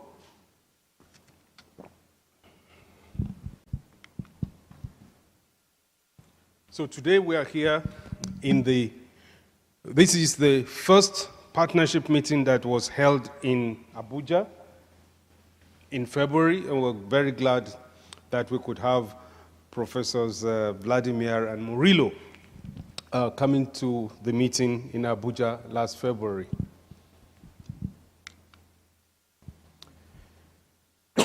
These are the fellows from Nigeria upon arrival in Brazil. So when they set foot in Brazil, we were all very excited when we saw these first pictures of Nigerian fellows arriving in Brazil. I also want to state that ARIFA is now on the United Nations South-South Office of the South-South Collaboration as a working model that can be replicated by other countries. So that is something that is very positive for Nigeria. So this is a screenshot from the website of the UN Office of the South-South Collaboration. Let me now go to close on what are the lessons from Brazil. A few things we have in common. I know you are clapping for the Akara. No, I'm sure it's the football. And that was 1994 with the phenomenal Kanu. When Brazil beat Nigeria. Oh no, okay. Some people are very current. This was one match that I also live to remember. Okay, so that was Nigeria and Brazil. Were both very, very crazy over football. They have Akara like us. They call it Akaraje, and that's like that. And this is the Lagos Carnival. That's the Rio Carnival. We have the Gurara Falls and some falls there, but in Brazil, they have the falls in Falls of Iguazu. I was there once, and it's a phenomenal. It's the largest dam in the world. And so you see, we also have a lot in terms of cultural relations between Nigeria and Brazil. All the Orishas in Yoruba land, you will find them here, still alive and kicking. The Yemoja, Oshun Shogo, Obatala, Baba Obaluaye, all of those, they are still here, alive and kicking. But when you look at the demographics, in terms of land mass, Brazil is 8.36 million. That's 8 times bigger than Nigeria. So you see where we are, Nigeria. Nigeria is the bottom there, and Brazil. So you can see in a comparative sense where we are in terms of land mass. In fact, Brazil has 3 time zones, if not 4.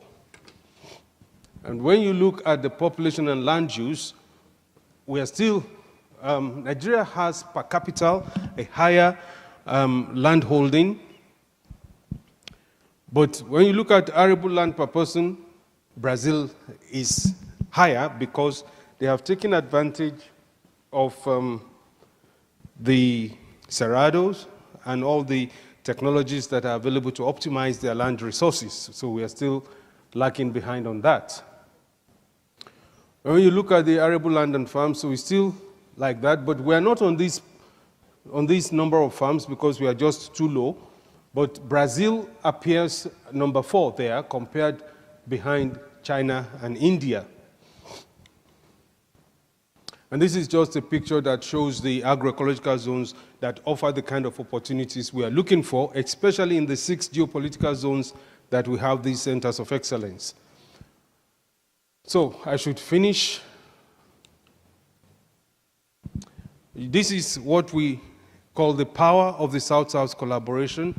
For us, we have the Nigeria, Cuba, Brazil, India, and China, all of them, you know, holding their hands together to support Nigeria initiative. So the opportunities we have with these countries are enormous. If we tap them, we will be able to draw maximum benefits. So in terms of the Holistic Empowerment for Livelihood program, it is driven by a Global South partnership that delivers livelihood to Africa by leveraging on South-South triangular cooperation. And the help has 4 axes. So the first is ARIFA, which is what we've been talking about. It's a mobility and exchange program. For instance, we will love to see professors from Visosa going to University of Benin, University of Lagos, University of Ibadan, exchanging faculties. Then we have business-to-business program, where we have Brazilian businessmen partnering with Nigerian businessmen, and then what we call the Africa Innovation Award. We also leverage on previous experience with Brazil. When I took on my position as Executive Director of FARA in 2013, we were already midway implementing the Africa-Brazil marketplace. And that's a program where I also met Dr. Abdulrazak Ibrahim, who was really a shining star at that time. And I said, no, man, you are coming back to Africa. You've stayed too long in Brazil. And then after that, we had the MBOSS, the building on successes of the marketplace. What are the lessons from the Africa-Brazil? We developed 34 expressive outputs. We empowered 1,177 experts in the program. We had 924 germplasm exchanges. We have 93, the experts programs. We have 131 publications and so on. And in the context of the new type of science, we have now a new narrative within the ARIFA initiative that should allow us to set up innovation platforms in the centers of excellence and to allow twinning opportunities between Brazilian universities and Nigerian universities. This is not yet done, but this is an opportunity that is waiting to happen. So we will have hand-holding, twinning, and technology transfer, what we call learning by doing. In closing, we have the big lessons. Number one, that innovations must be public goods. So all research outputs and technologies must end up serving the public good. It's no longer tenable that you get your PhD and put it in your pocket and you are gallivanting around as doctor, and not being able to contribute to the society. There should be also massive capacity building drive to train scientists abroad over a long period of time and up to a point where we will build enough home-based capital that we don't need to send people overseas anymore. Brazil has reached that point. I call it the maturation phase.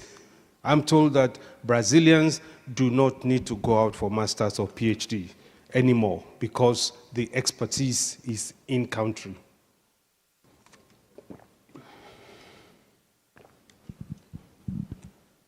And then there is some emphasis on knowledge that builds public good. Again, I celebrate Dr. Abdulrazak, who's one of the people I think is doing a lot of good to serve the continent. That was him as in his younger version, as a student in Brasilia. And below there is the patent that he got out of his PhD thesis. And that is now deposited here in Brazil, serving the Brazilian people. I'm not angry about that, but I think we need more to help the Nigerian scenario. So I told him we seconded him to Brazil, but it's time to bring him back home. In conclusion, what are the imperatives for this strategic alliance? alliances rather, we need to retool Nigeria's AR4D. The TED Fund Centers of Excellence must be centers of excellence in word and in deed. I think that's Unilag. So, we're not far from the post. So, we also need to exchange knowledge and technologies. We must embrace joint capacity development, advance research frontiers, and do joint efforts to address developmental issues around production, productivity, and sustainable systems, develop joint response to global health and nutritional issues, balance global trade on agricultural commodities by stimulating significant growth in our ag sector, and the use of agriculture as a remedy to social ills, unemployment, hunger, poverty, malnutrition, domestic violence, etc. And finally, agriculture must be the tool for addressing youth migration, capital flight. This is my last slide, is the power of collaboration. Ladies and gentlemen, thank you for your attention.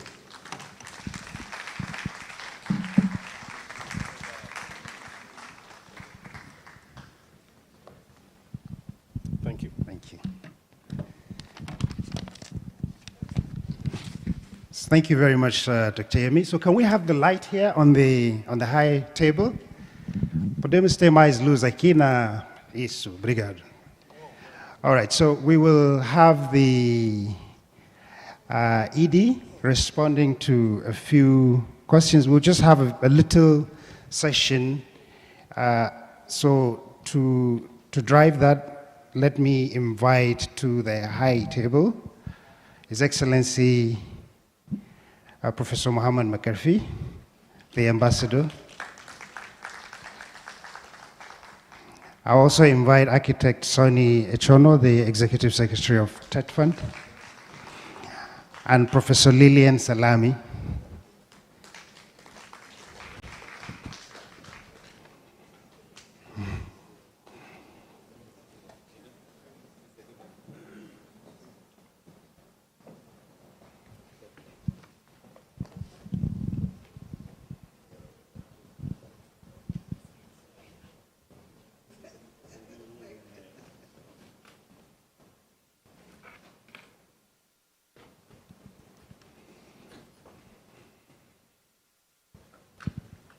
So thank you very much. So we have had the presentation in which we've seen some kind of analysis, comparison between Brazil and Nigeria, looking at the agro-eco-cultural interfaces that we see. So often I say that Brazilians are much more African, actually, than they care to admit. Just come here, spend a few months, and you will see that.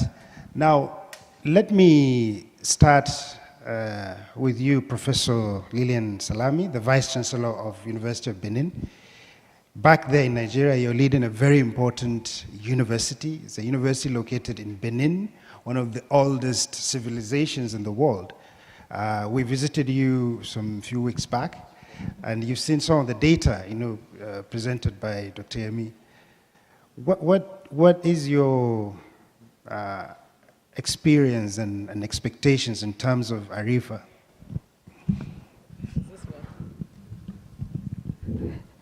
Hello, let me first of all acknowledge the protocol.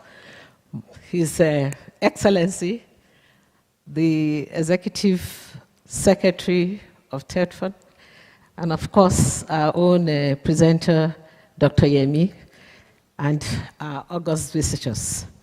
I am here in two capacities, just as Professor Lilian Salami, and also representing the public universities in Nigeria. So I think I'll be doing some benefits to us all here if I quickly just look at the university, the system in Nigeria, and how this eventually will fit into the Brazilian experience. And I please ask that you give me maybe some few additional minutes instead of just giving me 2 or 3 minutes to make my comments. Now, what are the strengths if you look at the Nigerian system, the university system? Of course, we have the teeming population. Yesterday, I told the rector, or 2 days ago, that my university is over 60,000 students, and the University of Lagos is even topping that with a little bit more.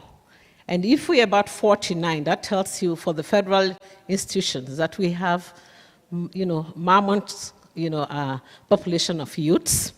So we have the manpower also. In our faculties, for instance, and I give my university as an example here, of a little bit over 2,000 faculty members, 42% of those are professors in the different, specialized areas. So we are doing very well in terms of manpower. Now, in terms of admission, for my university alone, every year where you have admission requests, we have up to about 55, youths wanting to come into the university. That, of course, is a huge population. We also have our emphasis on research because our mandate actually is at least to educate, carry out research, and of course, your community development is also infused in that.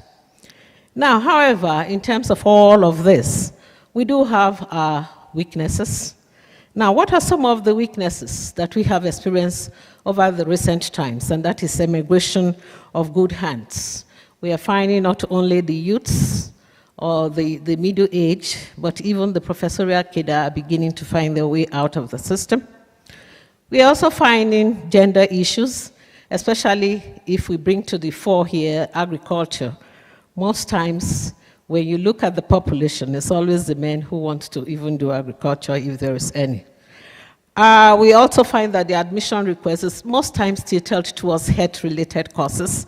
And I will tell you what the slogan is. If you can't get there, they will throw you to agriculture, and the children start crying. I don't want to go into agriculture, I want to read medicine. And so we have that issue. And then, of course, like I said, the girls. Now, we have problem, and again, these are weaknesses, but we have moved away from some of this. We're trying to build on our curriculum or curricula, which in some cases has been there for quite some time. We are also on bonding, because we find that the university system, Nigeria, cannot be left alone. There is no period for catch up. We must go with the trend, in the world. And so what are some of those things that we think are trying to rewrite the thinking of the Nigerian university? Now, the mindset. We're beginning to find that we cannot develop, even when we look at the SDGs, that agriculture, education, poverty, and inclusiveness are tied together, that we cannot divorce one from the other. And so you cannot now be a self-sufficient nation when indeed your people are impoverished, as well as hunger is showing on the face of your citizens. So we are finding that once we begin to look and prioritize agriculture, that is going to be take the other parts and get the goals of the SDG and even national goals achievable. We are also happy that government is intensifying in terms of addressing the issues in the university, and thanks to TED Fund. Like I always joke, without TED Fund, most of our universities would have been looking as glorified primary schools. But thank God that TED Fund is coming to our rescue. And so most of our universities are getting facelift in terms of infrastructure, in terms of training of our faculty members. And so we are getting there. We are also thankful to TED Fund that they're bringing in centers of excellence. Now, what that has done, it has brought up the niche areas for the geopolitical zones, the 6 geopolitical zones. So if you are blessed, for instance, in Edo State and the environment, the South-South, where we have lots and lots of water, That is why University of Benin has the niche area of aquaculture development as well as food technology. So we're having a lot of this, and that is giving us the platform to perform much better than we were before now. Where emphasis is now trying to build the centers to be research hub, areas where anyone from from over the world, any part of the world, can actually call on the university, and we will have the state-of-the-art, not only in terms of infrastructure, but information to render to these persons. We are also beginning to have more graduates who are now beginning to see the necessity to develop the capacity in agriculture. And that is because, of course, we are having more and more relationship with industries now. Hitherto before now, of course, we were all carried along with the belief that once your research is done, you hang it on the shelf, we become professors of this and that. But now, you are now professing better, just as Jerry Garner will say, if you're a professor, profess better, if you're a doctor, doctor better. And so we're beginning to see that, and that is, of course, building on our graduates. So, now, Professor Salami, let me just say that, hold that thought, right? Because I'll come back to you. Okay. I know you have just been elected as the Vice President of the African Association of African Universities, yes. Right? So we will come back to the questions around innovation and how UNB can key in very well into the ARIFA program, and then you can package all of this and give me. Meanwhile, I just want to hand over the mic to Dr. Architect Sonny Eshono. He is not only managing one of the most important parastatal in Nigeria, as far as we're concerned, because education is the DNA of development, right? He is also coming from a background of someone who has been at the Ministry of Agriculture. So all our national agriculture investment plans, I would say he's been part of the story, part of the history. He's quite aware of the Sustainable Development Goals, the African Union Agenda 2063, CADAP, and so on. And now coming to a platform like this where there's an opportunity for us to learn from Brazil. Sir, so my question to you is, in the light of the presentation by Dr. Yemi, and the key challenges and opportunities that he has highlighted, and your experience, and we quite appreciate the commitment, just coming here. What do you see in the horizon?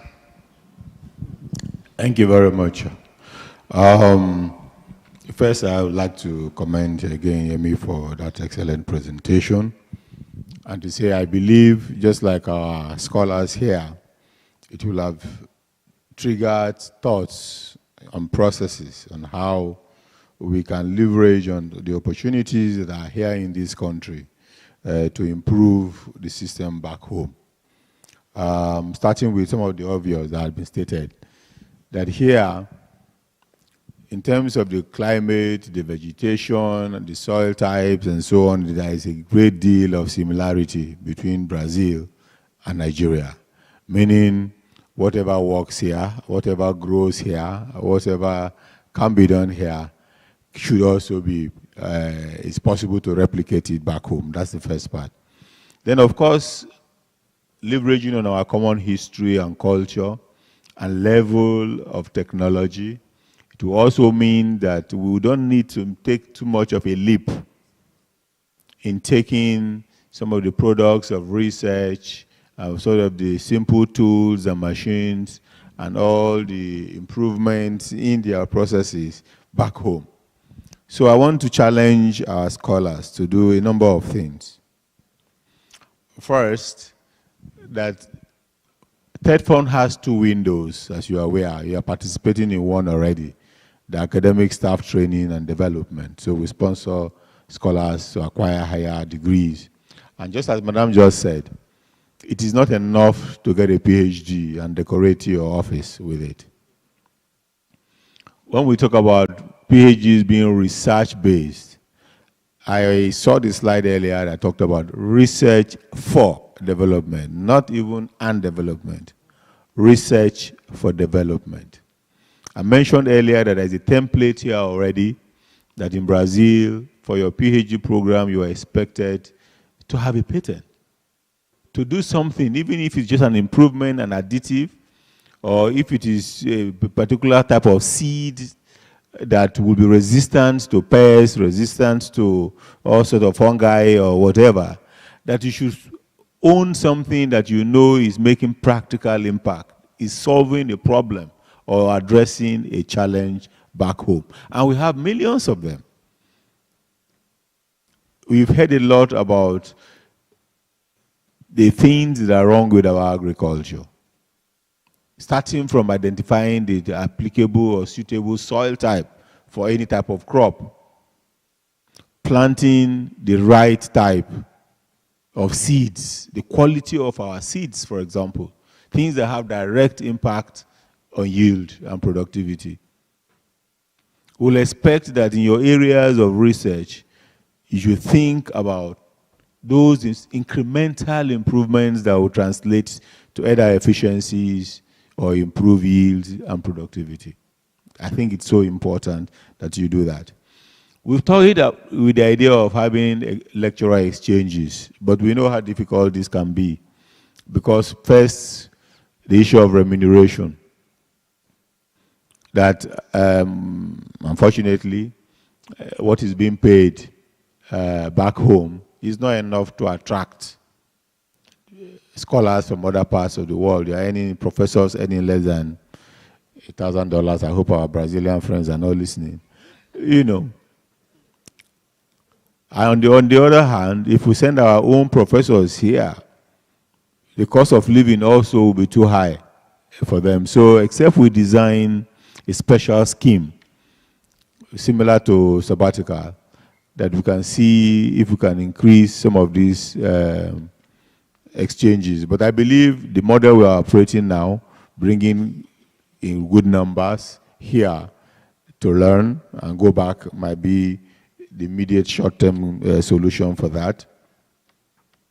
Yesterday, we visited some innovation hubs, and we did agree with them that in addition to your academic program, either during your holidays or even part of it being integrated with the curriculum, you'll be given an opportunity to take lessons in entrepreneurial education. We don't necessarily want you to become an entrepreneur, but we want you to have the knowledge that you can prepare our own students to become entrepreneurs. And if that is not in your program, we'll be willing to collaborate with these institutions on how that opportunity can be added, can be an add-on for your programs. And if you sign up for it, we'll find a way of making it easier for you to do that, because we believe it will be beneficial to us coming back home. There are a lot of things. There's a lot for everyone to do. His Excellency, for example. I know in those days when, was it Varig Airline was operating Lagos? Varig Air was operating Lagos to Sao Paulo, to Rio. It opened a lot of opportunities, and there was a lot of collaboration between us. And it's only about 7 hours. So it's almost like going to Europe. I believe if on the diplomatic sphere, we work towards, this, is the IATA that will control that, but basically to have us have our direct linkage coming in here. It will help a great deal in facilitating this cross-fertilization of ideas and then integration of our people and also promoting cultural exchanges. Then to your point again, before I close on this segment, I listened to Professor Lillian on some of the factors we are doing well back home in terms of manpower and so on. Our challenge is the quality of our graduates. When you say you're a graduate in Nigeria, what special skills? Because in today's workplace, as you know, it is not the length of your certificate or the wording of it. Employers want to see what you are bringing to the workforce. and what value creation you are going to be adding on. So essentially, they want fit-for-purpose graduates. The current practice or the previous practice of employing people and then you send them as management trainee or people engineers, you now spend so much money sending them to Europe or in other countries to retrain them before they can now work either in the oil and gas sector or simple processes like welding and so on. It should be a thing of the past. Here we see what they do here. The graduate is already prepared for the marketplace. In fact, from their juniors program, you're already even thinking of being an entrepreneur from your undergraduate years. So we should bear that in mind in how we prepare future graduates to take advantages of the opportunities out there in the workplace. And Nigeria has a lot of these factors, given our young population, given the fact that our students usually are very intelligent, very hardworking.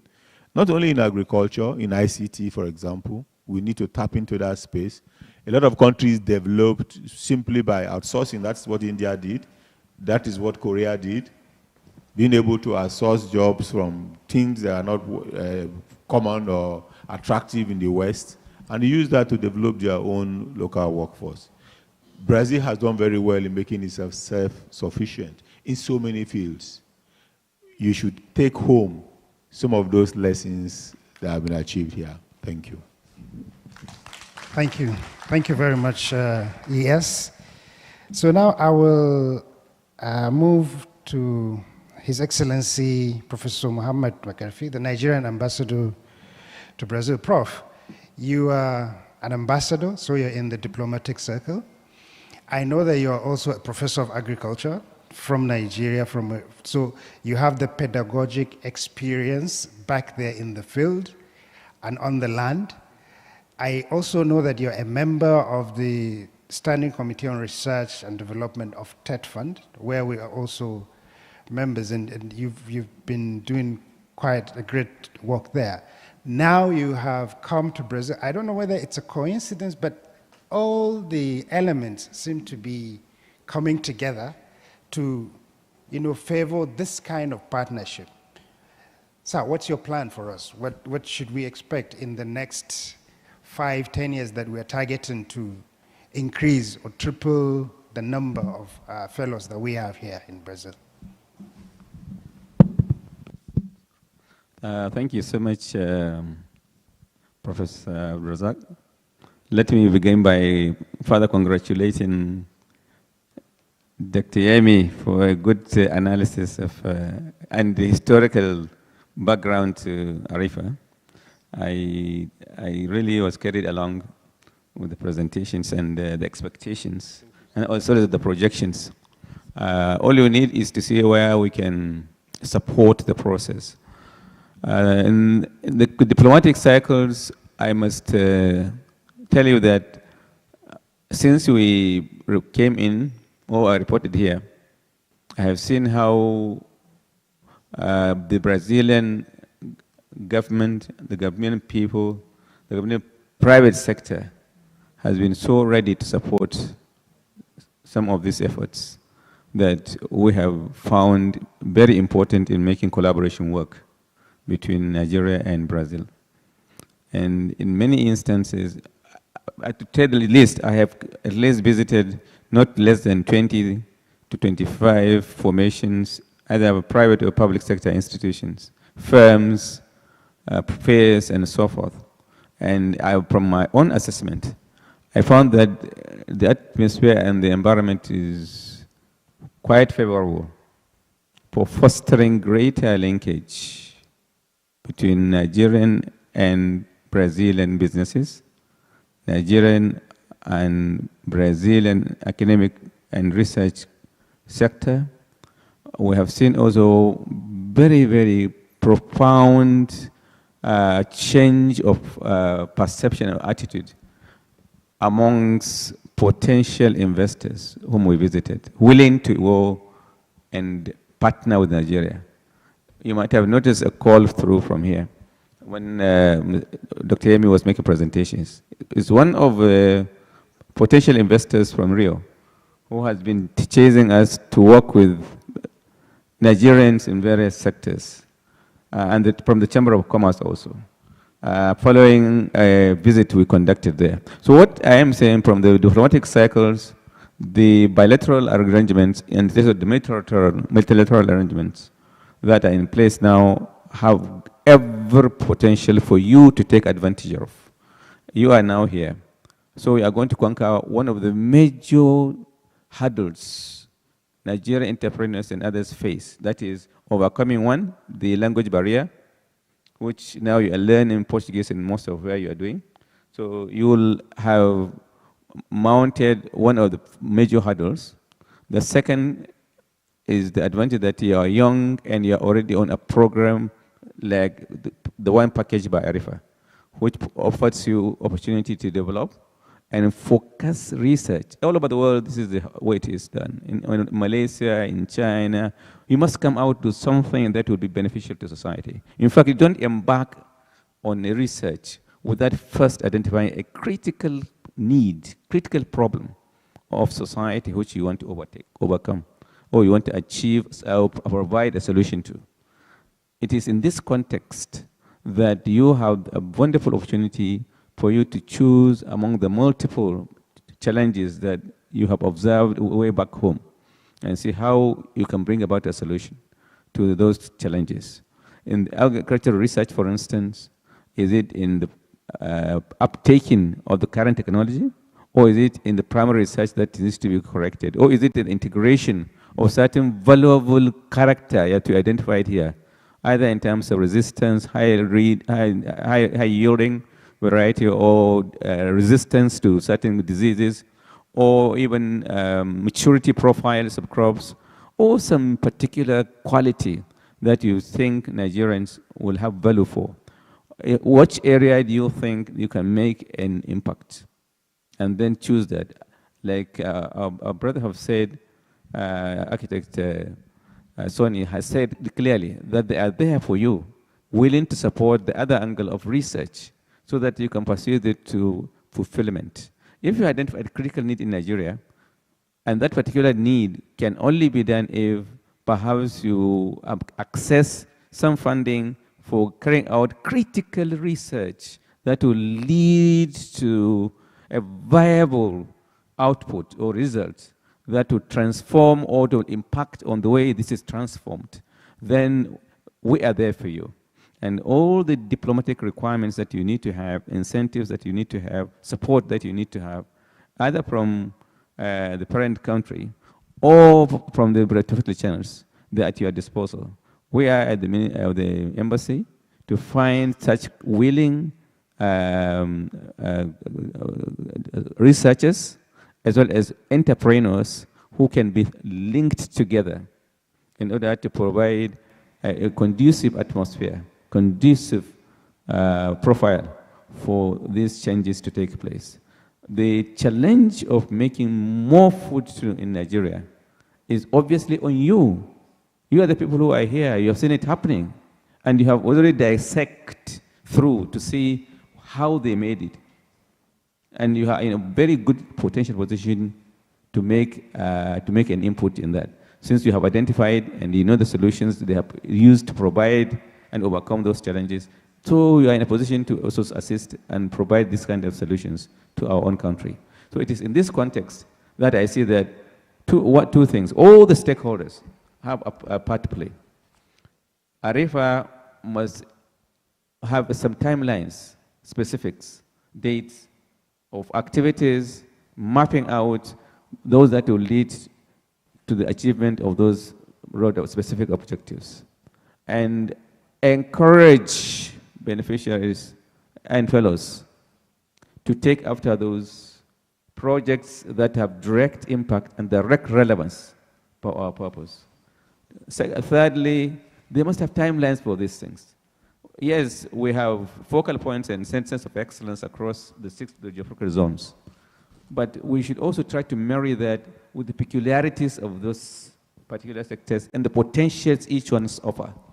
in overcoming the obvious and well-identified challenges of our country. In some regions, for instance, they have potential for cereal crops production. Others have livestock production. Others have peculiar advantages of value addition. They have the industry, they have the energy, they have the what it takes in order to take it to the next level.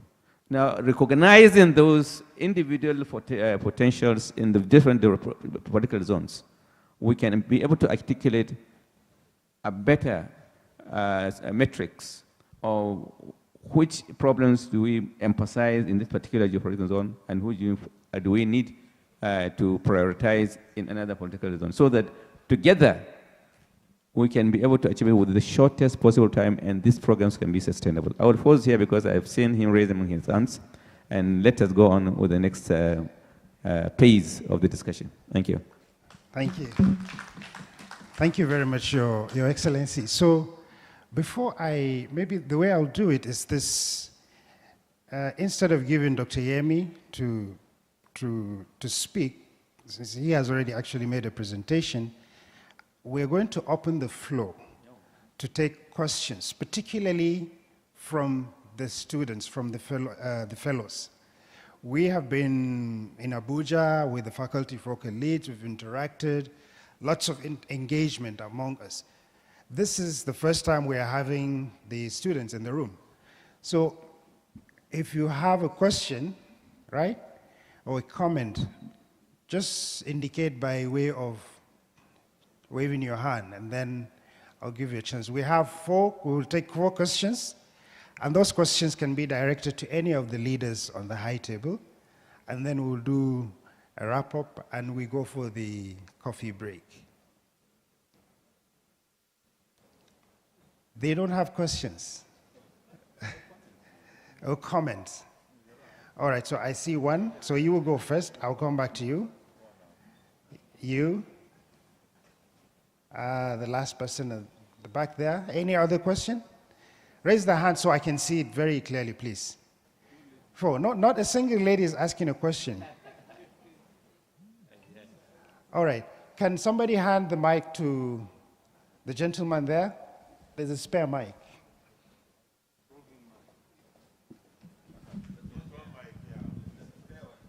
Okay.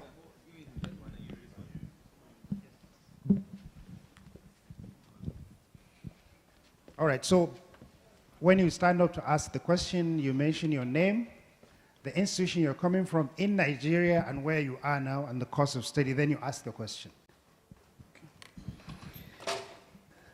Okay.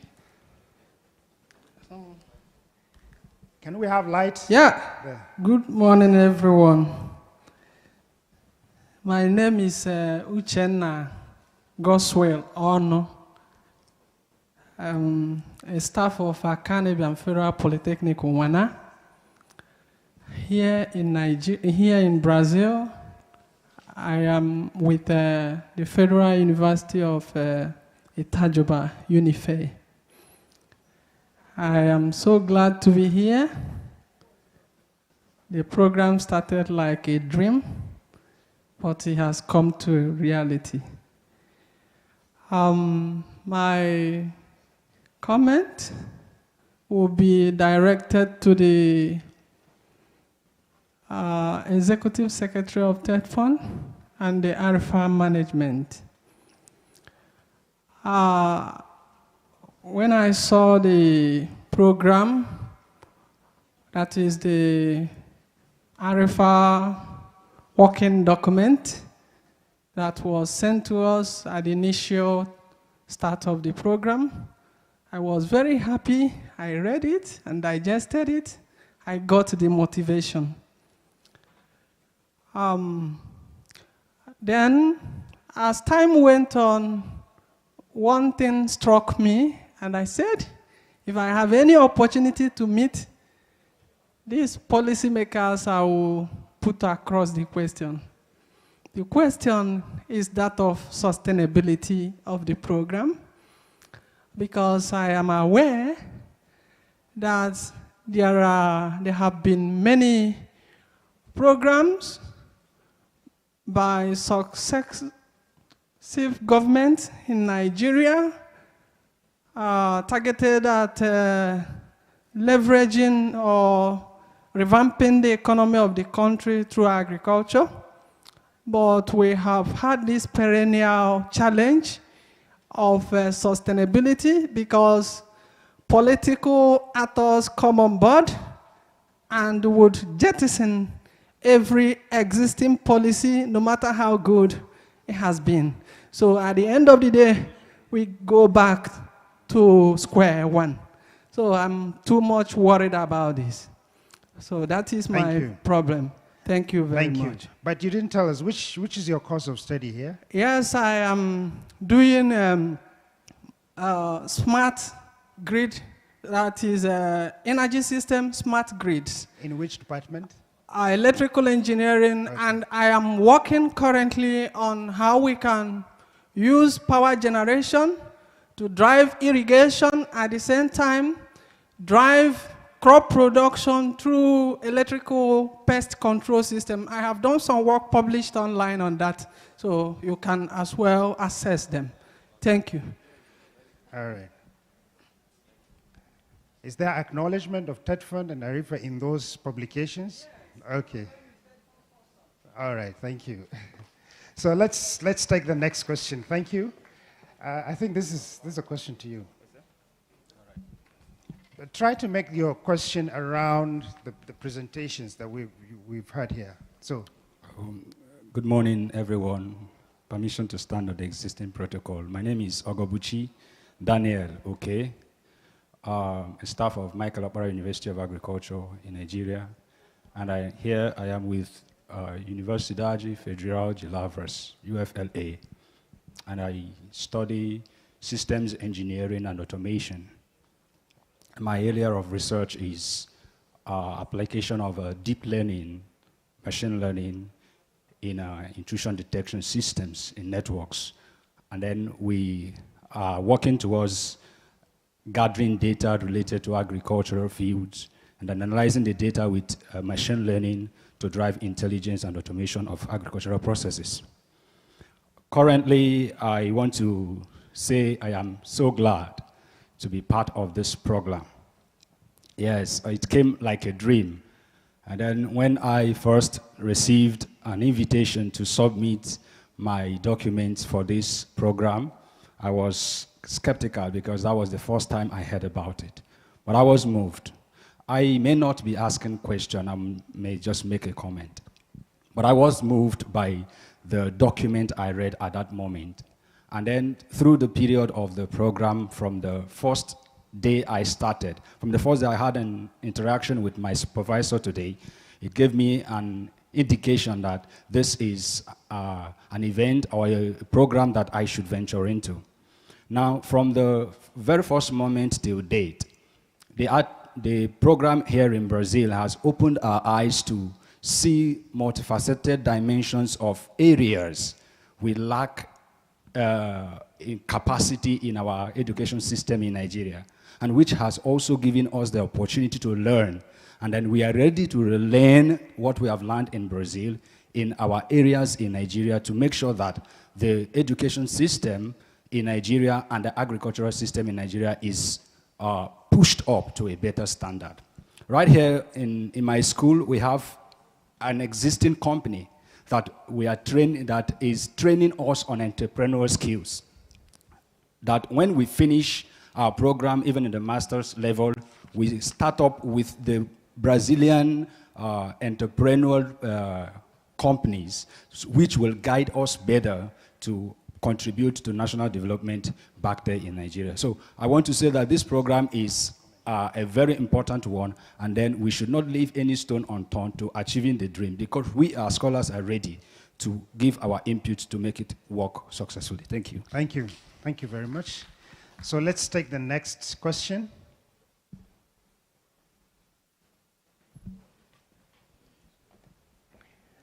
Are the ladies shy to ask questions? They're just smiling and not asking questions. Okay. Please raise your hand. Let me see it from here. Where? Ah, okay, good.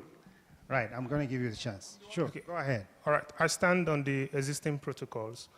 James Abraham Olamilekon is my name, from the Federal University of Agriculture, Abeokuta. I'm currently undergoing my graduate program in the Sao Paulo State University, UNESP, in the Department of Civil and Environmental Engineering. And my research is focused on harnessing the macroalgae potential in high-valued resource recovery in a tropical environment, which is typical of our Nigerian environment. So I have to comment, basically. The first one is based on, I actually dread my incapacitation going back to Nigeria. Indeed, the core of this program, which is that is agriculture research for development. Indeed, we have been perfectly exposed to everything that is needed that will enhance our competence to deliver sustainable and excellent outcome back in the country. But some of the technologies that we are expected to leverage on to actualize and translate them into physical realities are apparently absent. So getting them sufficiently available for us to use and translate everything into reality that will now begin to be felt physically in line with the predetermined objective is what we dread. And the next one is we understand that we have the learning centers with different focal areas. So how to properly indoctrinate us in order for us to properly also leverage them and increase our competencies when we go back to the countries. So these are the areas I dread. Thank you. Thank you very much. So that was the third question. Please, can you hand over to the gentle lady down here? We wanted to take 4. We've had 3 already, right? Okay. I'll come back to you. I'll come back. I will open an exception. Good morning, everyone. I'm standing on the existing protocols. My name is Juliet Bosco Dwehi. I'm from Auchi Polytechnic, Auchi in Edo State. I am in the Department of Agricultural Technology in my school there in Nigeria. Here I am studying agronomy. I'm in Universidade Federal de Goiás. That's Federal University of Goiás. I'm still trying the language.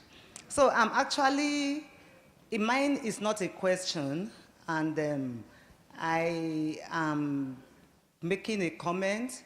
And from all I've heard, generally from all our speakers today, I have been able to learn more and understand more about the ARIFA program that's brought us here.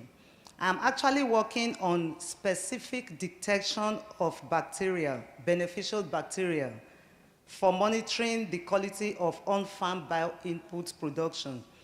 In coming to Brazil, I did all my schooling before in Nigeria. It's my first time of coming out, and I'm here in Brazil. I've been able to, seen a difference, great difference. For example, I'm doing agronomy, and I'm working on the bacteria, but assuming I was in Nigeria, maybe I'll just do it like a straightway program. But here, I've been able to be exposed to the laboratory work of what I'm doing, which is also applied to the field. And what I'm working on here has to do with aiding plant growth by using bacterials and not using fertilizers that are toxic to humans. So my program is actually, it's actually supporting natural agriculture, not using chemicals that may be harmful to destroy the soil, to also cause toxic to the human. That is, and it's an opportunity that I've been given. I'm here actually to appreciate FARA and all involved. But there's one challenge, please, that I want to talk about. And I think I will have to talk about this, directing it to the third fund representative here.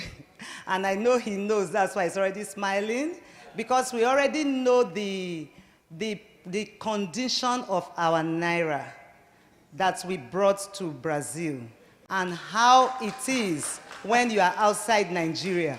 So we want to use this opportunity to say, please, sir, you look at these faces that you have been happy to see and think of how we have been surviving and think of how we can really survive and make a success of this so that we'll have this energy to return to Nigeria and do a great job. Thank you. She said energy. All right, so we'll take the gentleman in pickup. Yeah, good day. My name is Ologunde Olainwaju. I'm a student here at the Federal University of Visosa and studying my master's degree in soil science with a focus on using machine learning to determine the phosphorus use efficiency for maize production and gathering data from Nigeria as a case study. Now my question goes to the presenter. Which institution from Nigeria? From the Federal University of Agriculture, Abeokuta. Yes, thank you. Sorry for omitting that. My question goes to the presenter, Dr. Yemi. You mentioned about high migration of expats from African countries and brain drain to other advanced countries, which is really helping them in one way or the other in their development. Now, just as our case in Brazil, you've given us the training, we are receiving the training and we are thinking of going back to the country, Nigeria, to establish ourselves and also to help in every aspect of our production sectors in Nigeria.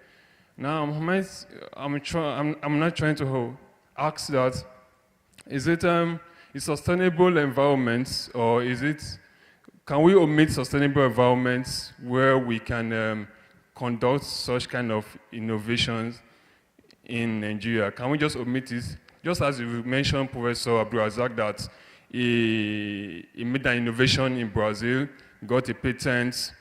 Can it be possibly due to though we have experts and we have intellectuals, can it be as a result of the environment more acting as a catalyst for these innovations? And how can we have that in Nigeria to at least help us in the innovation aspects in Nigeria? All right.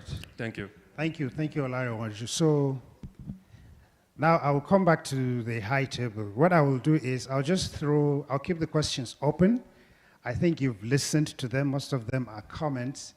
So I'll just give each member 2 minutes to provide feedback. And then I'll start with you, Professor Salami. I see that you've been... Thank you very much for your valuable comments and questions. I know some are direct to the ears of TEDFund. But I think what we, from the angle of the university, what we're looking at is that if we continue to get so comfortable where we are now and don't return back, then of course the change we will never achieve. Yes, I know it's not possible to have the same conditions that you have here at home, but that is what adaptation is all about, and that the university are also willing to provide most of these conditions that you have here that are within the ambient or the powers of the university, are supported by TEDFund. But our major problem, and this was what I even discussed with Dr. Yemi, is the problem of training you and not returning back to the universities. And I think then the whole purpose would have been defeated. I think once you gain this, one person coming to University of Benin, for instance, can make a considerable change. So what we want you to do is please acquire all of this. I have learned a lot since I came to FUV. UFV, excuse me, because like even here we have started looking for how we can leverage on the junior enterprise platform. I have asked my people to start already working on that because I think catch them early and then you're able to impact. So I have learned a lot that I want to take back as the chief executive. So yes, we are in the business together. So we'll try as much as possible to make conditions conducive for you. But please, the benefits you get from Brazil can only affect and bring about this change if you come back to your institutions and impact these skills and knowledge that you have acquired. And I think that is my contribution. Thank you. Thank you. Thank you, Prof. I'll be commenting on a number of issues raised. First, the sustainability of the program in a political environment. Again, I agree with you and I share to some degree your frustration about the previous practice, but I believe that also informed the way this program was structured and designed. When you limit it to government policy, and there is a change of government, even sometimes even change of personnel in the leadership, you will experience this type of dislocations or lack of continuity in program implementation. But when you institutionalize it, when you put it in a place based on an MOU, you have a partner like FARA and TED fund that will continue to exist, your institution too will continue to need you and to need that particular faculty, then it is sustainable by design because TED fund will always need to train academic staff. Your institutions want to see how you can bring back such skills and the innovations and the experiences here to try and develop theirs. So the need is elastic, and for that reason, I believe it will be sustainable. A lot of people talk about, and both of you talk about the issue of creating the right conditions back home for you to be able to practice or bring these research findings, and whether the conditions here, yes, the environment has an impact in your productivity, even in your intellectual expressions. But as a human being, regardless of where you are put, your faculties will remain the same, hopefully, except under extreme conditions. So we'll be discussing infrastructure, basically.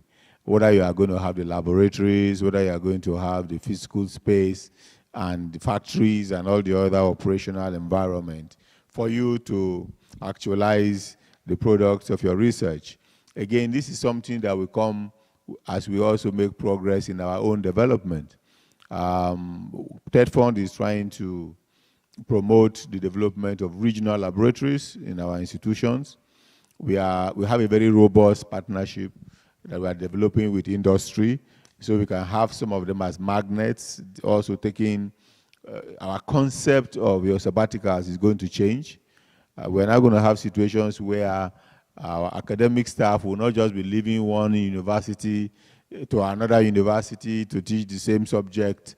Rather, we want you to have a different experience. You go to industry, go to government offices, go to agencies, so that you can have a different approach and even have an end user experience. If you are turning products to operate in a particular sector, you need to go and work in one of those factories or firms, so you know what they even really need and what are their expectations in terms of the content of what your students are learning. So through this triple helix approach that we've all talked about, we intend to foster the collaborations and partnerships that will create the right environment for even our students to have the type of experience they are expected to meet when they begin to work, even while in school. The lady talked about the exchange rate regime. As far as I know, our funding strategy in terms of how we work out your living expenses are denominated in dollars and will now translate. So if that be the case, your real worry will be the exchange rate between the dollar and the Brazilian currency, the reals. Because Having said that, I'm aware that in some institutions back home, there are some practices that we have frowned at, and if yours is one of those cases where funds have been delayed, and because of the volatility in the foreign exchange market, given that things like tuition are fixed, they treat your allowances as a variable cost. And at the end of the day, when they finish paying the tuition, whatever remains in Naira terms, they now transfer to you. That is wrong, and we are trying to stop that. So once we compute what your living expenses should be, which is done in dollars, you are going to get that equivalent wherever you are going in any country. And if, as I did mention to you when we were talking, if a particular amount can sustain students in the UK or sustain them in the US, I can guarantee you that it will sustain you here, because I've also been to your market here. But if your school is doing the other that I talked about, then we'll need to change that, and we'll ask for augmentation for you, because it is not your fault if our institutions delay the transfer of these resources and they get caught up with the exchange rate. The scholars should not be punished for it. Rather, we are now holding the schools or institutions responsible for meeting that differential in cost or the exchange rate fluctuation. I don't know that you get the point I'm making. So we'll look at your own case on what is applicable. And as we are also planning an expansion in this program, we will factor all of that, because we normally monitor the factors before we determine what is due to each scholar. I believe I touched nearly everything, yeah? All right, so I will yield the floor again to His Excellency. Thank you. Good afternoon once again, my colleagues.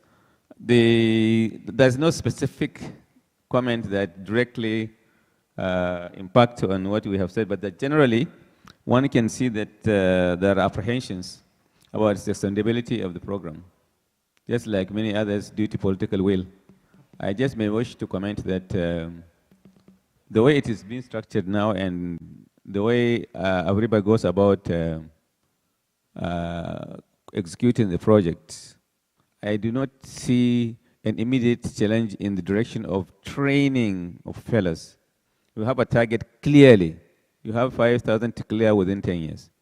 This can expand beyond that if the capacity goes on.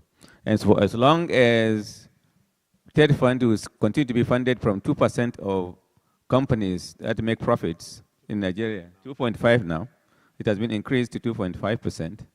The flow of funds into the system and the utilization of those funds for demarcated and specified projects will continue in this direction. However, the challenge will be on you. If you do not go back home, or you do not try to achieve what Professor Abdulrazak has done, get yourself acquainted, and continue to get royalty and many other things that come with it, then you have not fully achieved what you are here for. What we hope you will achieve eventually is having acquired the skills, having acquired the knowledge, and you go back home and try to demonstrate them and go after them and develop your own entrepreneurial capacity to impact knowledge as well as to develop a commercial or linkage with private sector so that they can be translated into a solution, market kind of solution to the Nigerian problem.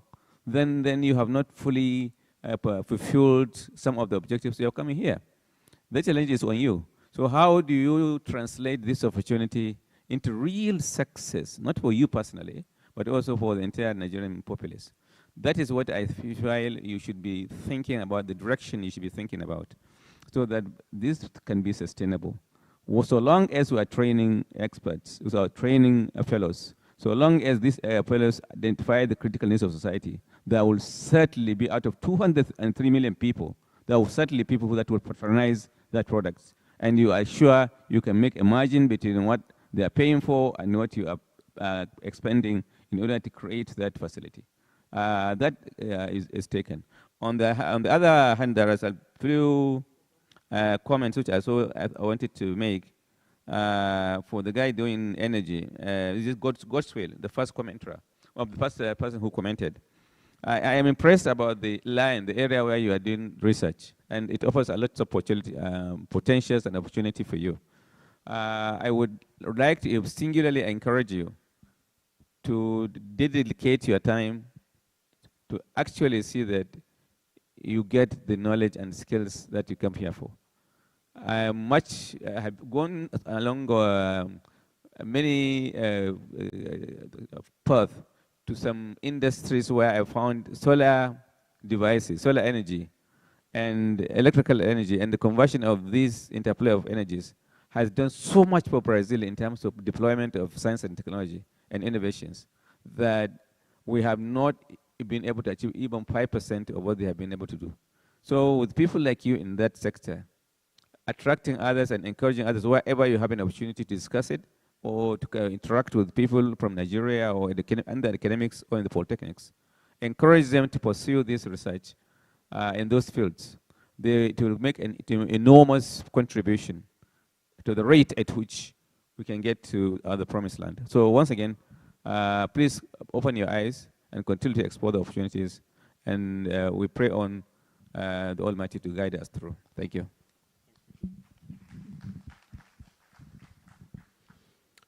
Thank you, Excellency. I believe there was only one question directed at me. I think I'm correct about that. Only one question was directed at me. Yes, mainly I think questions around sustainability and the entire framework. But you can speak to all of the issues because you are the Secretariat of FARA. Fine.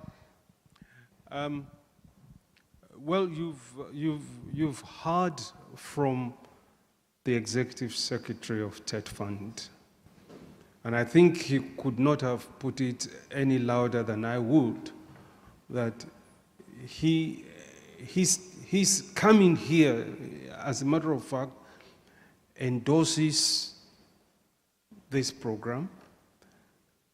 It's a testimony of his commitment. It's been said that this is his first international mission. That speaks volume when you are transitioning to a new position and you are onboarding, your hands are full, and yet you find time to come and see some students. It's not a small thing. So I really appreciate that he could join us. And I was telling my staff that no matter how many pages of back to office report that you send to the ES in Abuja, it does not compensate for even one day of visiting and see things for himself. So, first, I think that in terms of sustainability, in terms of growing the ARIFA system thinking, I think we're on the right track. If you listen to my first comment at the opening session, I recall I did say that the seed grows slowly. The problem with the youth of today is that we want to plant today and harvest tomorrow. But the genetic engineering has not gone that far yet. So, just to put it in proper perspective, we believe that with the political will and the goodwill of the new ES, I believe that we can push the frontiers a little further. And even for the question of my dear lady there, I think it is true. I heard that really women like money. So I think that we will try to look at all of these issues in a holistic manner, and we will drive it together. Notice, thank you, notice that, I mean, one of the things, it's a pity that we didn't have the opportunity to meet with you before you left Nigeria, to have it's in our plan to have an immersion, 2 or 3 week immersion program and orientation so that we guide you in the spirit of ARIFA so you understand why you are coming to Brazil. For some of you, the scholarship came on a golden platter and you look and you smile. You didn't sweat for it. So, but I must tell you that there is a lot that is expected from you. And indeed, to whom much is given, much is expected. So, when you understand that you are also, as you are here, we are growing the centers of excellence in 6 regions. So somebody was asking, I think it's a fellow from Abeokuta, you are scared about where do you go back to? You are going back to Abeokuta in Ogun State. In Ogun State. So these centers of excellence are also being incubated. They are being prepared so you can have a soft landing when you return. These centers of excellence are financially endowed by TED Fund. They're actually TED Fund centers of excellence. And each of these centers of excellence have the faculty focal leads here. So the whole idea is that as you are being prepared and groomed in Brazil, we are preparing for your arrival when you return home, to be able to contribute to those centers of excellence. Otherwise, you are not returning into a system in vacuum. You are coming into a system where you should be able to demonstrate new skills. It's a paradigm shift.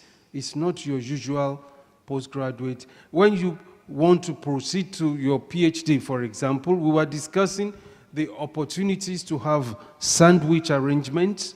You should be able to return to those centers of excellence, collect data for your PhD, collect your samples, come back here, do your analysis, do whatever you want to do, write up your thesis, and make it relevant to any of those centers of excellence. So that is something I want to say. To the fellow, I think you're also from Abeokuta, the guy with the face cap. You are asking, thank you. You are asking how you should, why you should return home. I think if I get that question.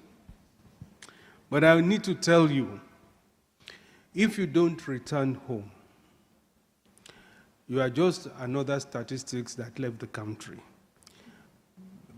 But there will be many that will return home, and you take yourself out of the race. I recall that at a point in my own career path, I was like you. And that's what I said when I started at the opening remarks. And right here in this room is one lady who was with me when I was in that lonely condition, and I didn't know what tomorrow will bring. That's Professor Obo here. We were together, not aimlessly, but she was even ahead of me at that time in the Netherlands. But today she's a professor and the Deputy Vice Chancellor of University of Lagos. That's no mean feat. No mean feat. But if she did not return to Nigeria, they will bring the letter of appointment of UI Deputy Vice Chancellor to her in diaspora. Is that how it works? Absolutely not. But today, I mean, in 1986, I was nobody. When I was ready to come back after MSc, he said, Yemi, are you thinking correctly? Omo is now 75 kobo. I said, oh. But I returned home, and today, by the grace of God, I am Executive Director of FARA, the principal apex institution on the continent. So, just to let you know that opportunities will await you back home.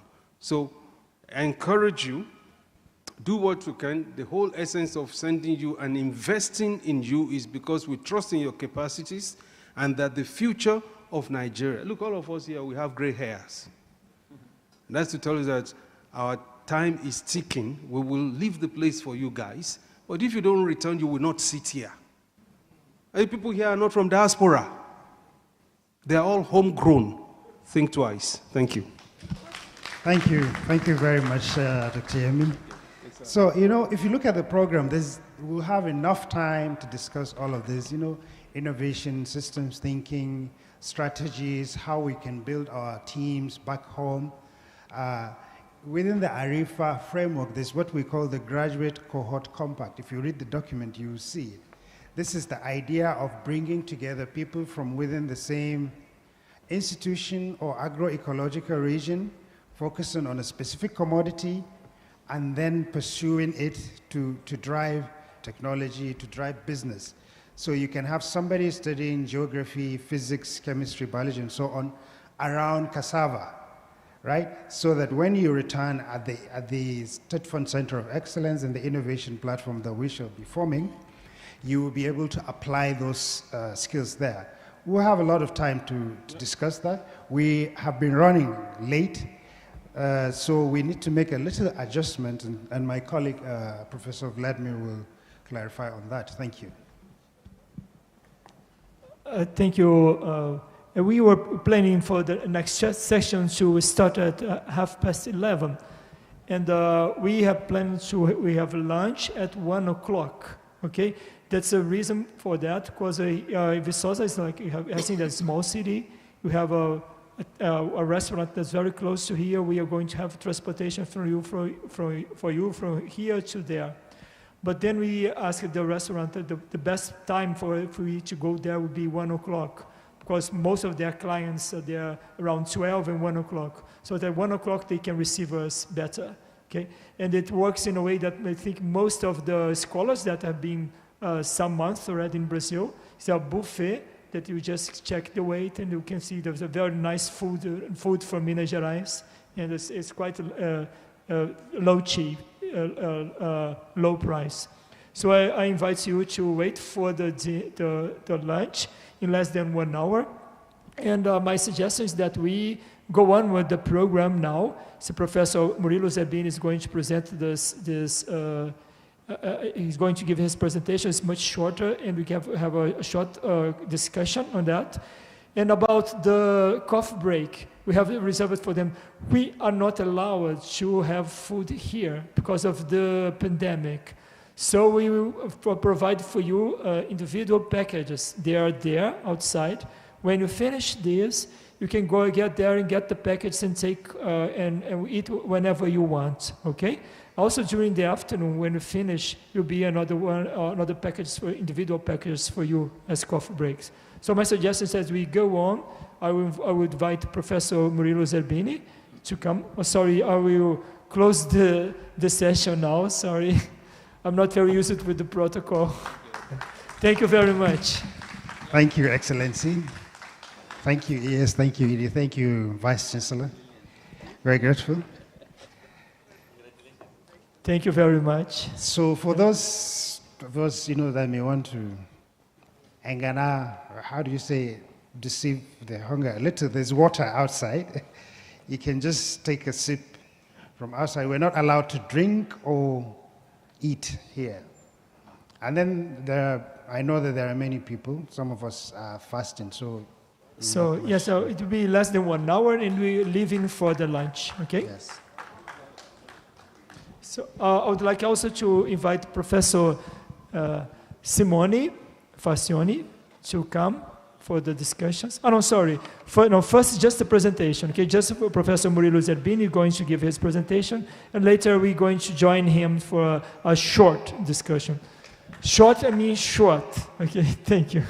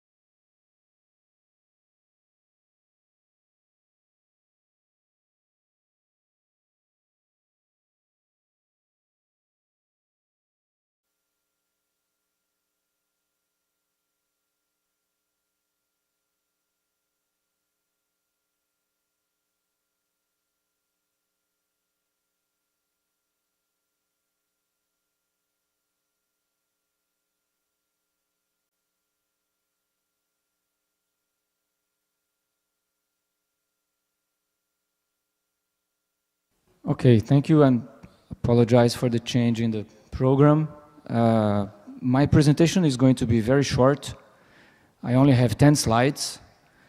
And after some more general discussion, I want to give you a more specific presentation, specifically on the ARIFA program established with UFV and that fund as it's going on right now. So we can discuss what type of progress has been achieved, what have been the main challenges, identified risks, but also the many opportunities that remain in this program. And I want to stress that this is sort of a personal view of mine, okay? Many of the things that I'm going to mention have been mentioned before because we share opinions here, but it's basically a personal view. And why I am providing my personal view, I've been involved in this program for a long time. I'm the Associate Dean of Graduate Research here at UFV. So Vladimir has been spearheading the program at UFV, and I'm more in the background providing the academic support for the master's programs. And of course, the program has been established before the pandemic, and it had to survive during the pandemic, which it did. So I'm optimistic that if ARIFA survived the pandemic, it can survive anything that is thrown in front of it from now on. So my view is optimistic. I want to stress that from the beginning, okay? It doesn't mean that there aren't challenges, of course. So you've heard before what is ARIFA and how it was established, what are its objectives, so I don't need to go through that again. I just want to say that from our side, from our perspective here in Brazil, it was definitely a unique program for us because all the instructions is supposed to be in English. That was a first for us. Maybe you in Nigeria don't realize that. I saw that the language barrier was mentioned here, and it's real. We have for a long time hosted foreign students in our campuses, but they're mostly from Latin America, where people speak Spanish, and it's a very easy transition to Portuguese, or from Portuguese-speaking countries in Africa, like Angola and Mozambique. But because of the instruction in Portuguese, we had this limitation. We could not host students from, for example, English-speaking countries unless they were willing to learn Portuguese, which is not easy. But this program was established from the beginning as a fully master's program, academic program in English, with courses and everything else in English. Of course, once the fellows arrive in Brazil and they start to live in the cities, they start learning Portuguese. That's fine, that's great, right? But it's not required for the program. All the activities of the program are in English. So for us, this was a big thing. Many of our colleagues doubted that it could be achieved. We had many naysayers when we were beginning. But I believe it's been, at least here at UFV, it's been a huge success. And we're going to hear from the representatives of the other schools later. Just a few more comments. It's been mentioned already before, but I want to give a different perspective. What would be the advantages of collaborating with Brazil? Yemi had a slide that concentrated on some strange soccer match that happened a long time ago. I don't know anything about that. That's definitely not what I'm going to talk about. In fact, I remember that game like it was yesterday. But that was during the Olympics, and I was in I was living in the United States at the time, and I was in a meeting, academic meeting in some other place, and I was in my hotel room watching the game. And my friends wanted to go out for dinner, and I was like, no, wait, let's do the game. No, let's go. So I watched the first half, which of course was Brazil was winning 1-0. And then I left. I said, that's it, we're going to win this thing. And then I left for dinner. And when I went back to my hotel, I had the surprise that Nigeria had scored 3 goals in the second half. So, but that was the Olympics, which, you know, it's not really important. In the same year, there was the World Cup that Brazil won. Okay. So, anyway, well, I think So I think one big advantage of collaborating with Brazil are the similarities, seriously now, similarities in climate, in ecology, and in crops.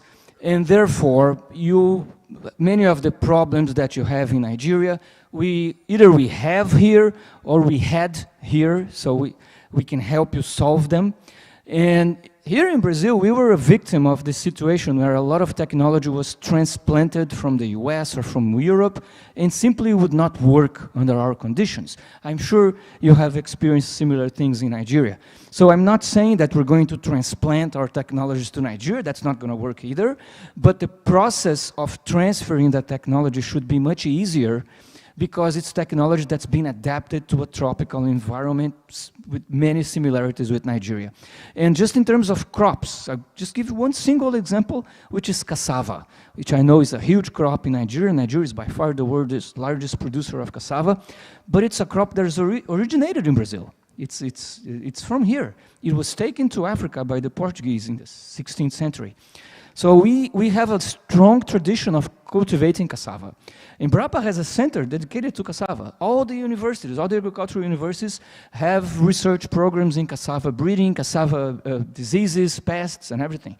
You're in a state that has one of its iconic foods is the pão de queijo, which is made from cassava flour. So that's just one example, one single example of a crop that is not cultivated in the United States, is not cultivated in Europe, but it's a big crop here in Brazil, so there's obvious possibilities for collaboration, for solving problems in Nigeria using our technologies.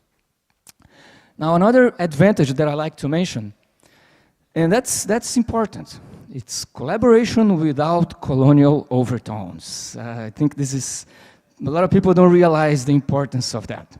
And I want to borrow from Yemi's wonderful lion and deer story. Here, we are all deers. And we're going to run together. You don't need to worry about being eaten by us, because we're the same as you. Maybe, thank you, maybe we run a little faster than you right now, right? So what you're going to do here is help you to run as fast as we can without worrying about us eating you, okay? And, all right? So that's important, right? And it's real. We are victims of that as well when we try to establish collaborations with the US or Europe. And I did my PhD in the United States, so I know what it is to have to work twice as hard to get half the credit. You know, I know exactly what that is. So I am excited about this collaboration because I think it's a wonderful opportunity to establish these South-South things and without these colonial overtones, okay? Now, more practical, especially for that fund. We don't charge tuition and fees, okay? The Brazilian Federal University system is free to the user. It's not free, nothing is free, right? Somebody's paying the bill, but not the users, okay? They don't pay anything. So the cost of a master's degree here or a PhD program here in Brazil is basically the cost of living. And I realize there are problems with that too, but it's much cheaper than going to the US or Europe or Africa, or, Asia, China, whatever. So that's a big advantage too. Now I understand that a lot of people sometimes think that, well, if it's free, it cannot be good, right? And that's a point that I'm going to touch in a minute. So even the cost of living here compared to other countries is extremely cheap. And let me give you an example. In July of this year, I'm actually going to leave for 1 year on sabbatical in the United States. It's 99% guaranteed that that's going to happen. And I'm going to live in California with my family. My wife is also a professor here. We're both going on sabbatical. And we have 3 kids. So the whole family is going. And we're in the process of renting a house. And because we have kids, we don't want to live just in any place. We want a place that's reasonably nice, you know. And in the city where we're going to live, the average rent of a 3-bedroom house is $7,000. Which is more than my salary and my wife's salary combined. Just for the rent of the... Of course, we're applying for fellowships. And I'm just praying that we get the fellowships, because otherwise, I don't know what we're probably going to give up on the sabbatical. But if we get the fellowships, we might just break even. You know, so the cost of living is just absurd. If I were to rent my house here, which is kind of a nice house, I would probably rent it for $300 or $400. Okay? So the cost of living in Brazil compared to other places is just much, much smaller, even in the big cities. Now, finally, sorry, this thing's not, okay. My last point here. First of all, Brazilian agriculture is world-class. I think everybody understands that today, okay? But so is agricultural research. And that's something that sometimes is not really acknowledged, okay? But just think about it. You don't build a world-class agriculture without world-class agricultural research. You don't, you just don't, okay? And as Yemi mentioned, I talked to him once, actually I gave a talk in Nigeria, where I said that 4 years ago, the Brazilian government had this program of sending people abroad for PhDs in agricultural research.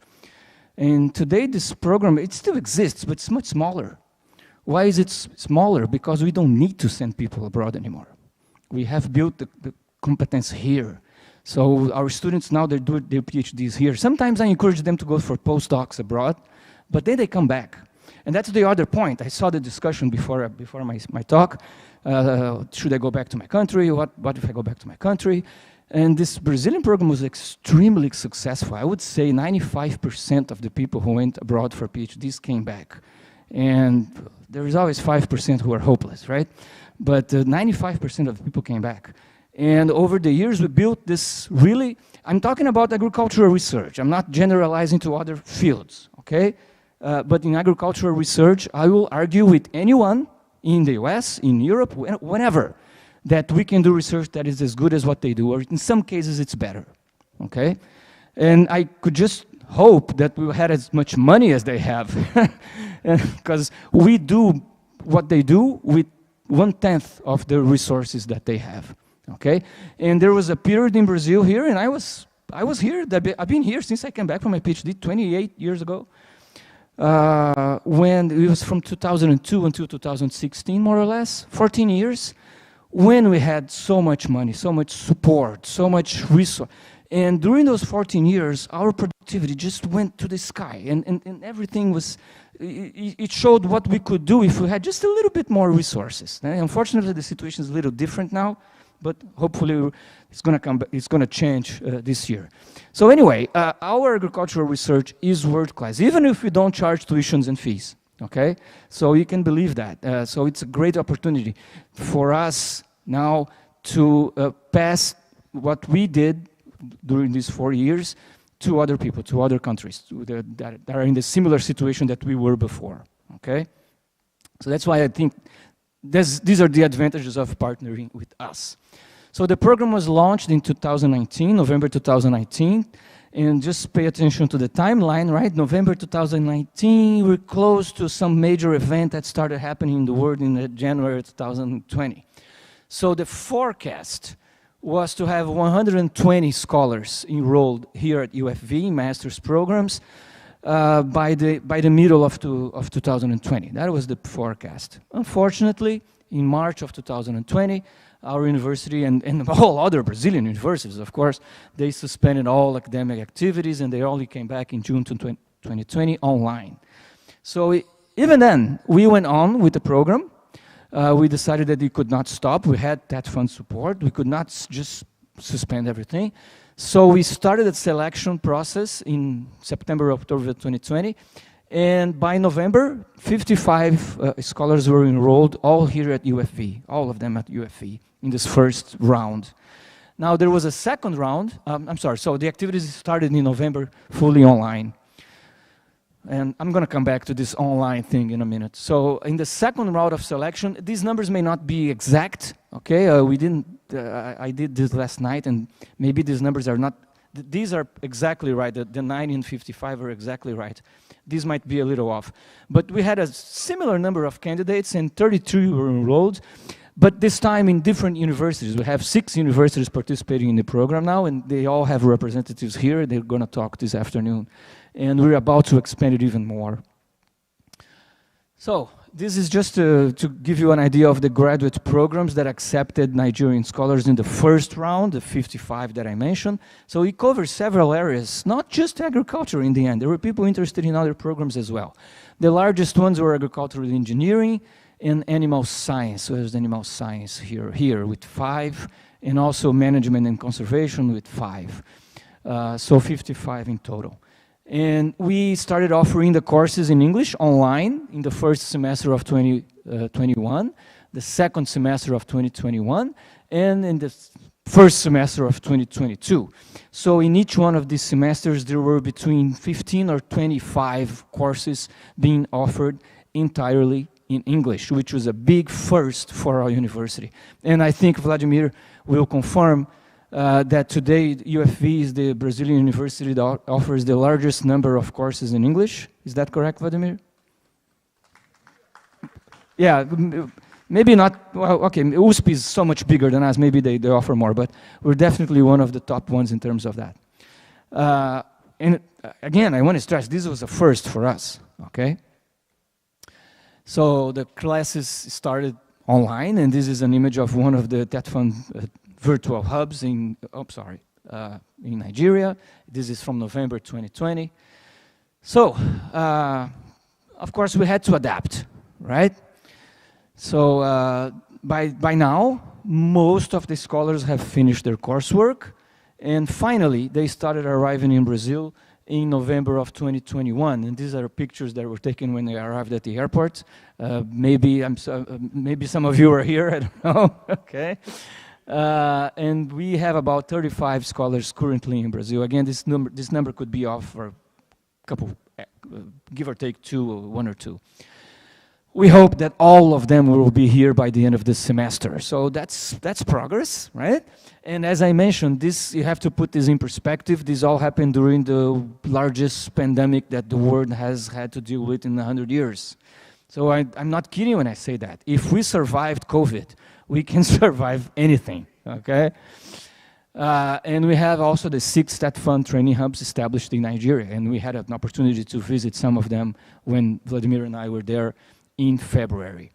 And again, from our perspective, now we have a culture of English courses being offered in our university regularly, okay, which breaks a psychological barrier for us. That's very easy to underestimate that the magnitude of that barrier, okay?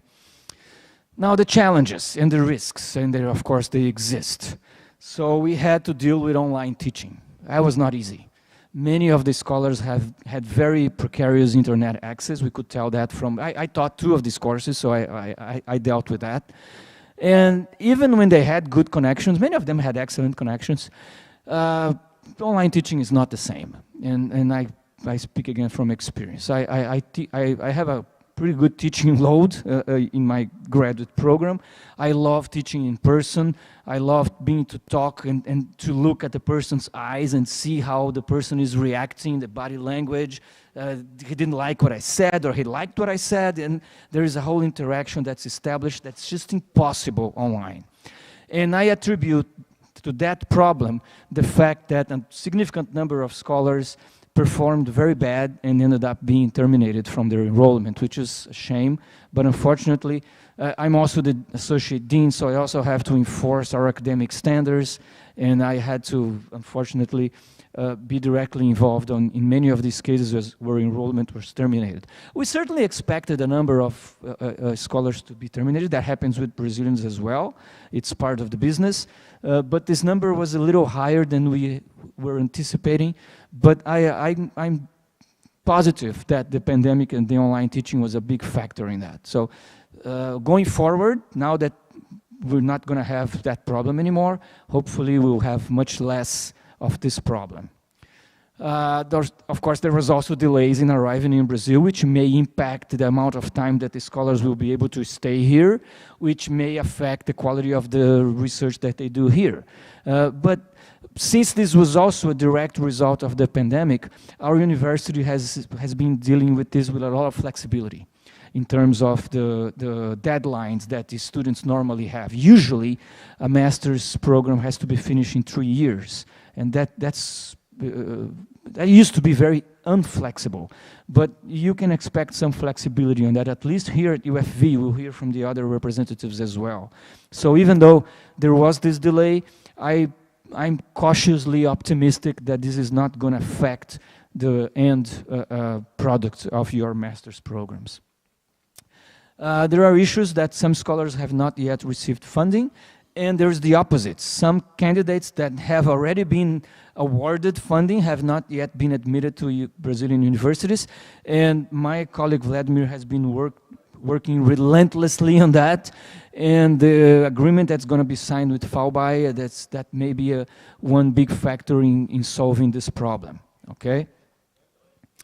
And finally, we have to think about long-term prospects. I'm very optimistic from everything that I heard here about the perspective of long-term funding from that fund, and also from our side, maintaining these courses in English, because now that the pandemic is almost over, we have to be careful not to go back to the old ways.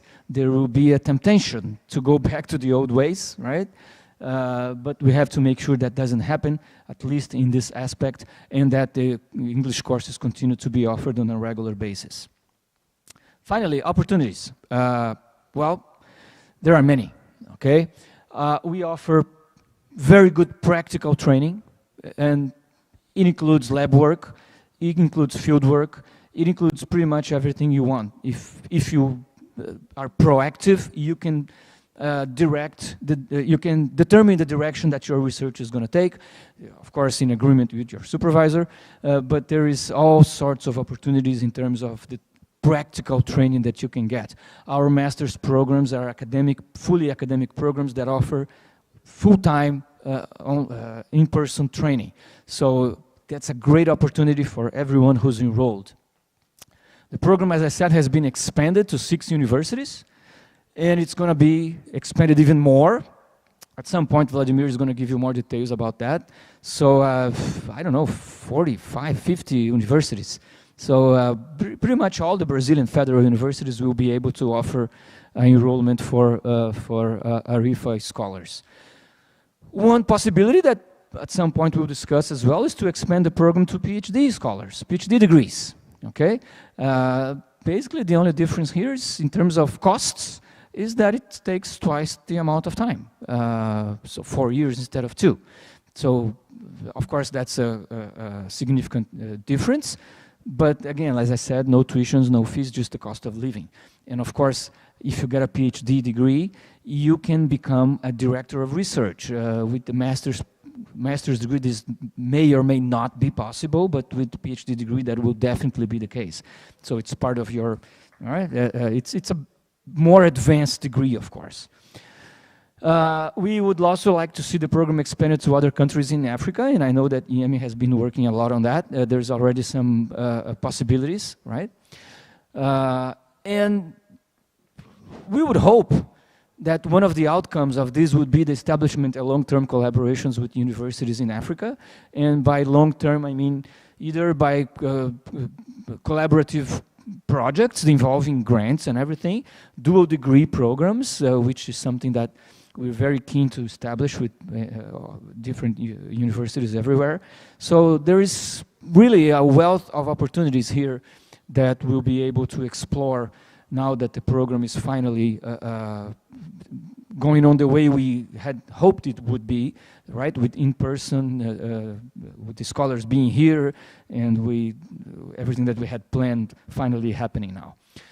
So that's it. I said, maybe I spoke too much, but these are just images of our visit to Nigeria in February. It was a wonderful visit. We spent 10 days in Nigeria, visited many different cities, institutions, met with a lot of people. It was a wonderful experience, and it's just great to see you reciprocating our visit now. Thank you very much.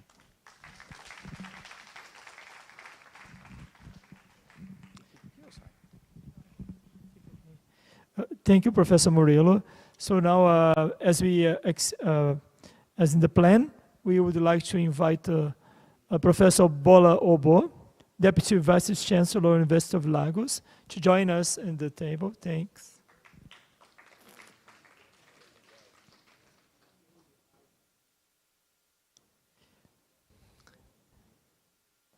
And also, Mr.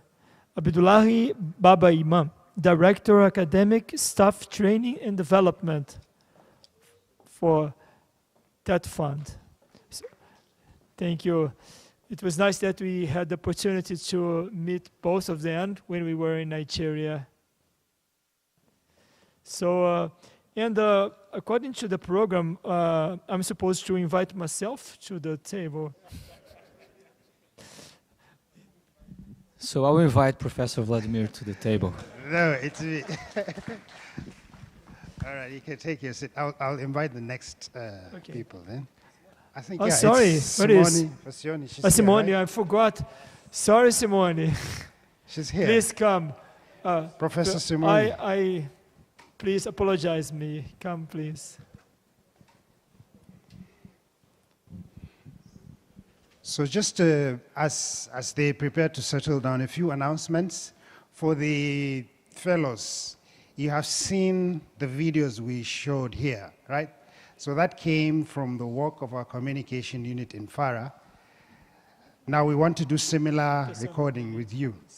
So please reach out to my colleague, Daniel Pepra. Where are you? He's around, so he would like to engage with some of you. I've already communicated this to you through the WhatsApp platform. So at various times, there's no specific time, but just engage with him. He has a timetable to speak with you. So I'll come back with more announcements later. Oh, okay, just so I need to tell that Professor Simone Fassioni is one of the pioneers of this initiative. Back from the beginning when she met Professor Yemi and Abdul Razak in an event here in Salvador, she was discussing the basis of all of this cooperation with the master courses and so on. Thank you very much, Simone, to join us today. Yeah.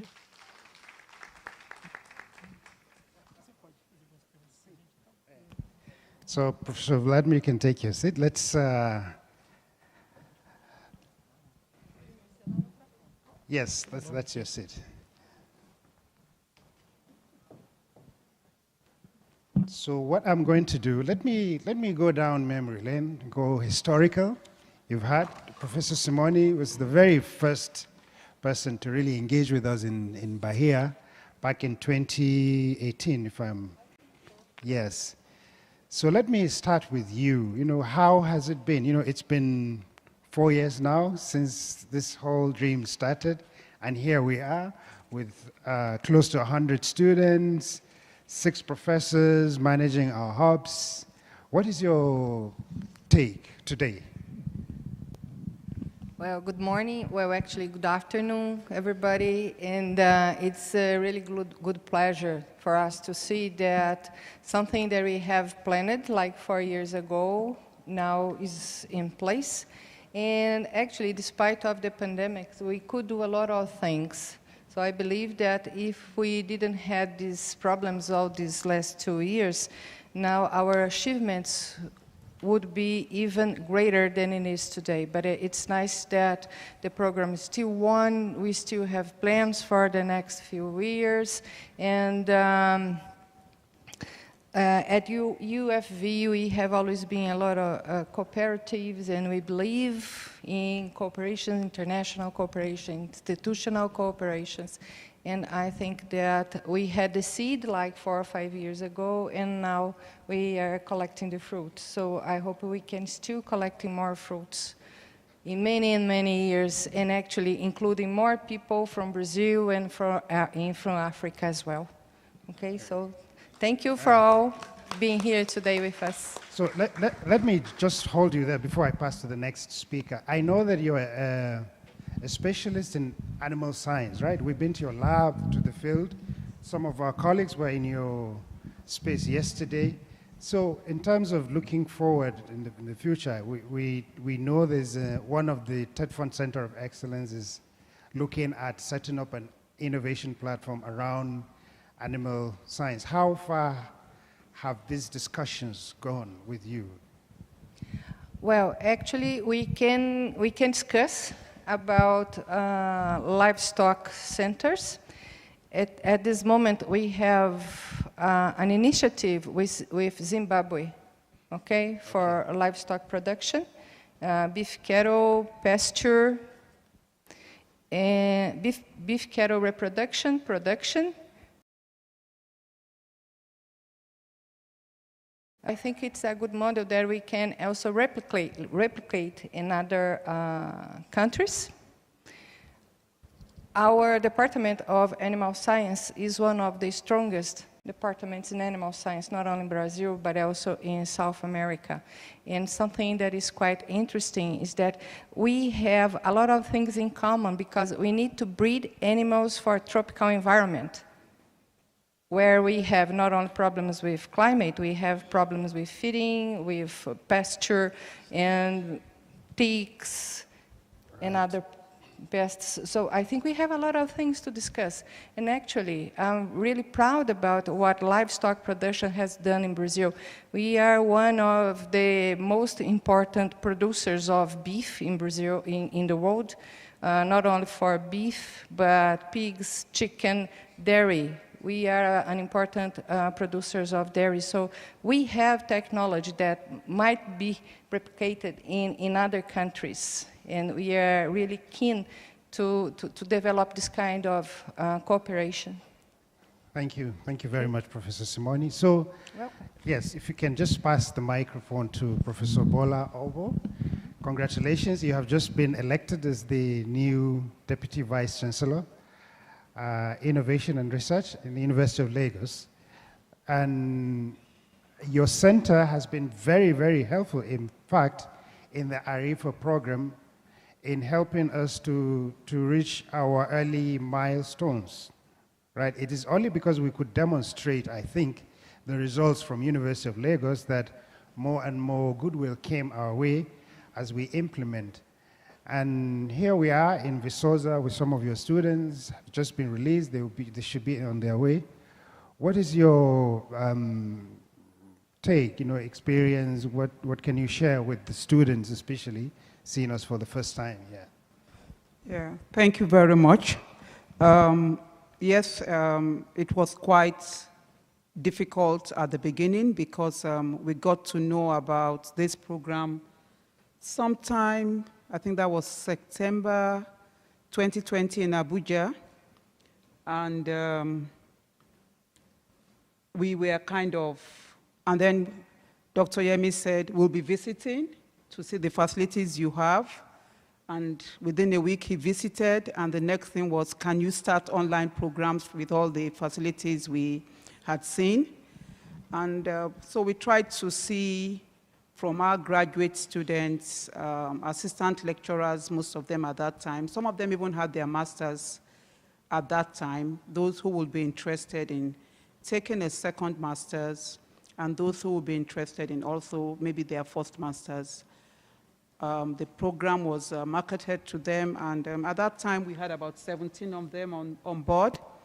And the online classes started November 2020. It's been a long road. Quite a number of them have had other opportunities and have left. Some, like Dr. Murillo said, because of the online, they could not make the cuts and they have dropped off. We also had some challenges administratively, not understanding how to approach getting their sponsorships. But when all that was settled, we are so grateful to TED Fund. I can say that the Students' Fund have been received now, and they should be on their way in May, definitely, to Viçosa. That will be about 9 or 10 of them. We are happy for that. But we are really looking forward to the program being expanded for them to go on to a PhD, because that is when we would say we will derive the benefits, the maximum benefits from whatever they have come to learn in Brazil. We would also encourage them to come back.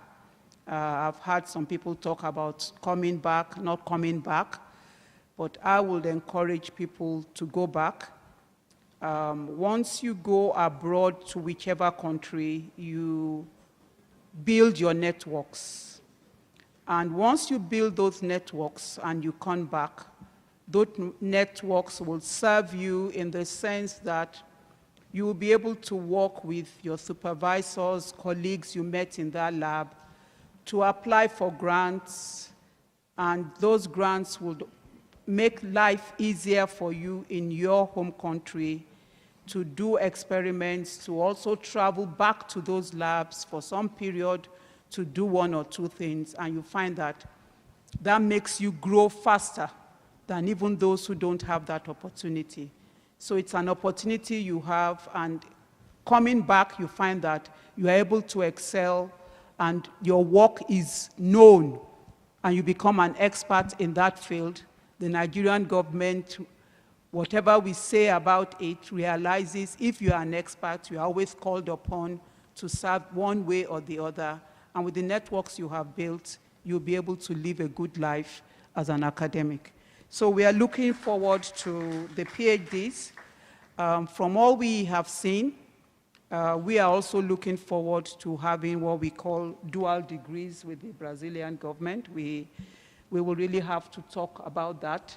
We have one or two going on in our university now, and we think that we should be able to do that with what we have seen in Vicosa. And while we don't have a faculty of agriculture, but our departments in the biological sciences, botany, zoology, cell biology and genetics, marine sciences, actually do quite a lot of things that are related to agriculture, ecology, plant physiology, conservation of the environment, of the natural resources, aquaculture, entomology, pest control, and all that. So we are really looking forward to collaborations, and we are also working with our Lagos State government to be able to, which they have promised, to be able to expand this further. Our government wants to come into it to be able to have a collaboration, that's Lagos State, so that we'll have good land, to have both the hubs, the innovation hubs, where when people come back, they will be able to put into practice what they have acquired in this place.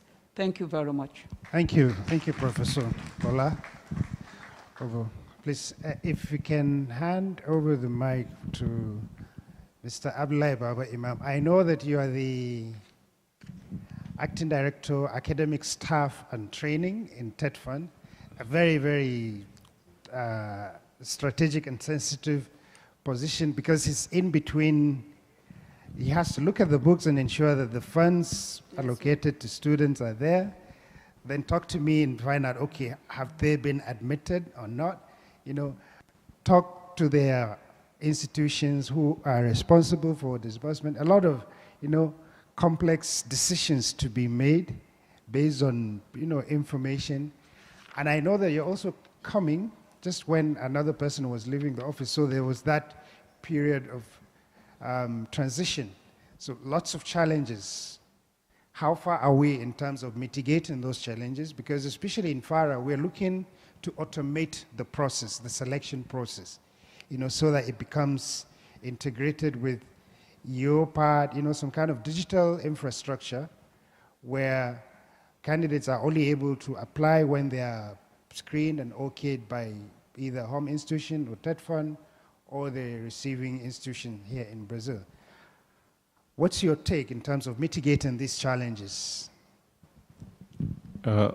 Thank you so much.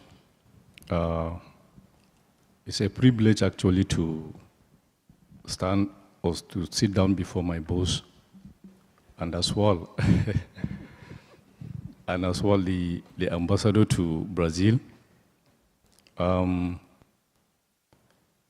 Academic Staff Training and Development Department of the Fund actually is saddled with the implementation and coordination of the mandates that is related to scholarship, conference attendance, as well as teaching practice components of the fund.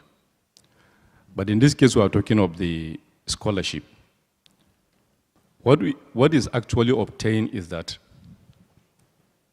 if at the beginning of a year, the fund usually allocates funds to each and every institution, listed public tertiary institutions. So, with regard to the scholarship, in most cases it used to be universities, maybe around 150, for the amount that we have last year, is actually, for universities we have about 156 million, then polytechnics and colleges of education around 125 million thereabout. So each and every listed institution is allocated that amount and is now at their own discretion, the academic staff, to choose any institution that they want to go and pursue their postgraduate studies, either locally or foreign. So in most cases, by the time they apply, get the admissions, they now put in their documents and submit it to a committee. Each and every school has a committee whereby they will be screened, and if they are found fundable, they now nominated them and send the list to us. It is that particular list that we now work on.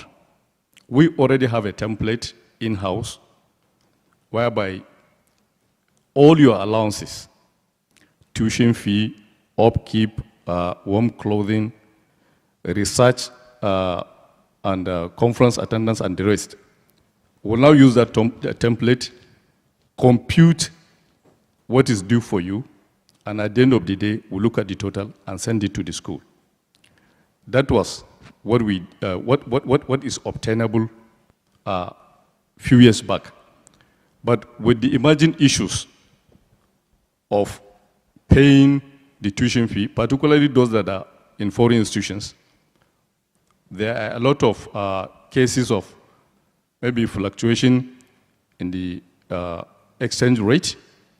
So the fund decided that instead of sending the tuition fees to the institutions, henceforth all tuition fees will be sent straight to the training institutions. So that's what is obtainable now. So we send the tuition fee to the training institutions while the upkeep goes to the home institutions, whereby each and every year they will now disburse what is meant for them for that particular year. Apart from that, I will not be able to remember your question. No, so my question actually is around the challenge. You know, you saw in the presentation by Professor Murillo, okay, there was a slide where he stated that there are people with admission, no funding. Funding, no admission. I just wanted you to help us, first of all, clarify that that funding does not necessarily mean the money is in the hands of the students, right? And also, how do we mitigate this? Because it's obviously a challenge. We want to avoid a situation where we are at a symposium in Visoza today, and our fellows from University of Lagos are only getting their visas today because they only received payment last week. You know, from the initial stage, actually, when this program came up, we received nominations from various institutions. Unfortunately, some schools, instead of giving us their list, the academic staff from, I think, University of Lagos and few universities, some of them directly applied for admission. So it didn't come through TED Fund. That was why, and we actually have a policy whereby we don't actually accept that in TED Fund. If you have an admission and nominated by your institution, the head of the institution actually sent to us with a covering letter with his signature, indicating that, yes, it came through the school. So it is that document that actually we use in vetting your submissions. And those that we vetted are those that are actually going to get our scholarship. So unfortunately, most of them from University of Lagos and other few schools, they applied directly and without even waiting for TETFund to do anything, they just started their classes. So Yes, that was why we said, they are not our scholars. Yes, yes. This is the problem, right? This has been a problem that I think we all know. We're talking now, trying to focus on mitigating and avoiding it. And, you know, like I said, in FARA, for example, one of the things that we're thinking is to automate the process so that there are back-end process where you screen and review, right? Maybe we'll come back to this topic, Okay. obviously. I can remember the last meeting we had in Abuja. Yes. You actually told us that, particularly those scholars from Lagos, that they have performed excellently. Yes. And we went back to the office and saw that there's need for us to come in. Since these people have, though, contravened our conditions, but they have performed excellently, why wouldn't we consider them? And we went back, actually, vetted their submissions, and forwarded it to the executive secretary, and he approved, and the money was disbursed. All right. So maybe at some other time we can have more detailed discussions around it. But meanwhile, if you can hand over to Professor Vladimir. Thank you so much. Thank you. Thank you very much. Professor Vladimir, you know, the whole thing also started with you. You know, lots of back and forth, communication challenges. In summary, you know, and in the light of the presentation of Professor Murillo, what will be your take today, this symposium? So when Yemi mentioned that we are here in this large auditorium, maybe it's because we were expecting to have it full in our second meeting, maybe next year, I don't know. Okay, so we really expect that we have many more scholars accepted. This evening we are going to receive the president of FALBAI, this very large association of Brazilian universities. That is actually the largest one in Brazil. And we have very good expectations that we can have many more scholars accepted. And especially, another thing, not only, I have been contacting all those universities. I have had around 30 meetings with universities. Some of our colleagues are here. They will talk during the afternoon about this. Even though I have contacted many times, it was difficult. I think Murilo mentioned it's quite surprising for you that our largest difficulty are because they are not all universities not prepared to offer all courses in English, but are improving on this. But I also believe that the pandemic was a very big issue on this.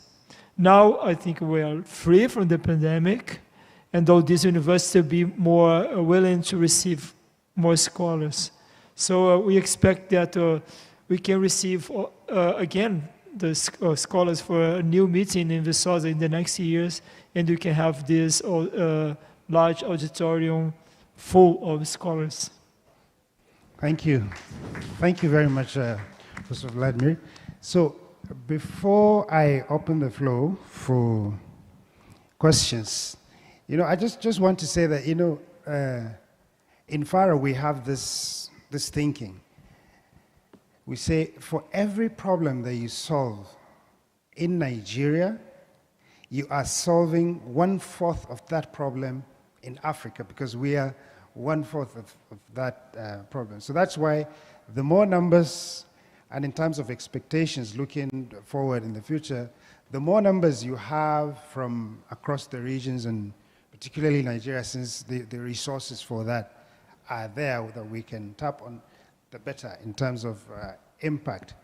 So let me open for questions? You want to Yes, come back? I want to add something. All right. What I'm thinking is, with the signing of the MOU, additional 40 universities are coming in. Now, we're only dealing with those that are pursuing masters. And back in TED Fund, what we actually sponsor is not only masters, but we have PhDs. We also have bench work, and we have postdoc. So in my opinion, I think all those 4 components should be incorporated, whereby it's not only masters or PhD. Even those that are ready to come for their postdoc should also apply, while also those that are coming for their bench work should also apply. And I want to pass this information that previously we used to sponsor all courses across the globe. Any course that you read, you will be able to apply anywhere you want, and TEDPON is going to sponsor it. But for now, it is only STEM, only science courses. So it's only science courses that are going to be considered, not arts or humanities and the rest. Thank you. Thank you. Thank you very much. So I think I'll just open space for 3 questions or comments. So if you have questions or comments, please raise your hand, and I'll give you the space. All right, Professor James, ES State Fund. Who else? Okay, Professor Abolabo. I'll start with you, Professor James.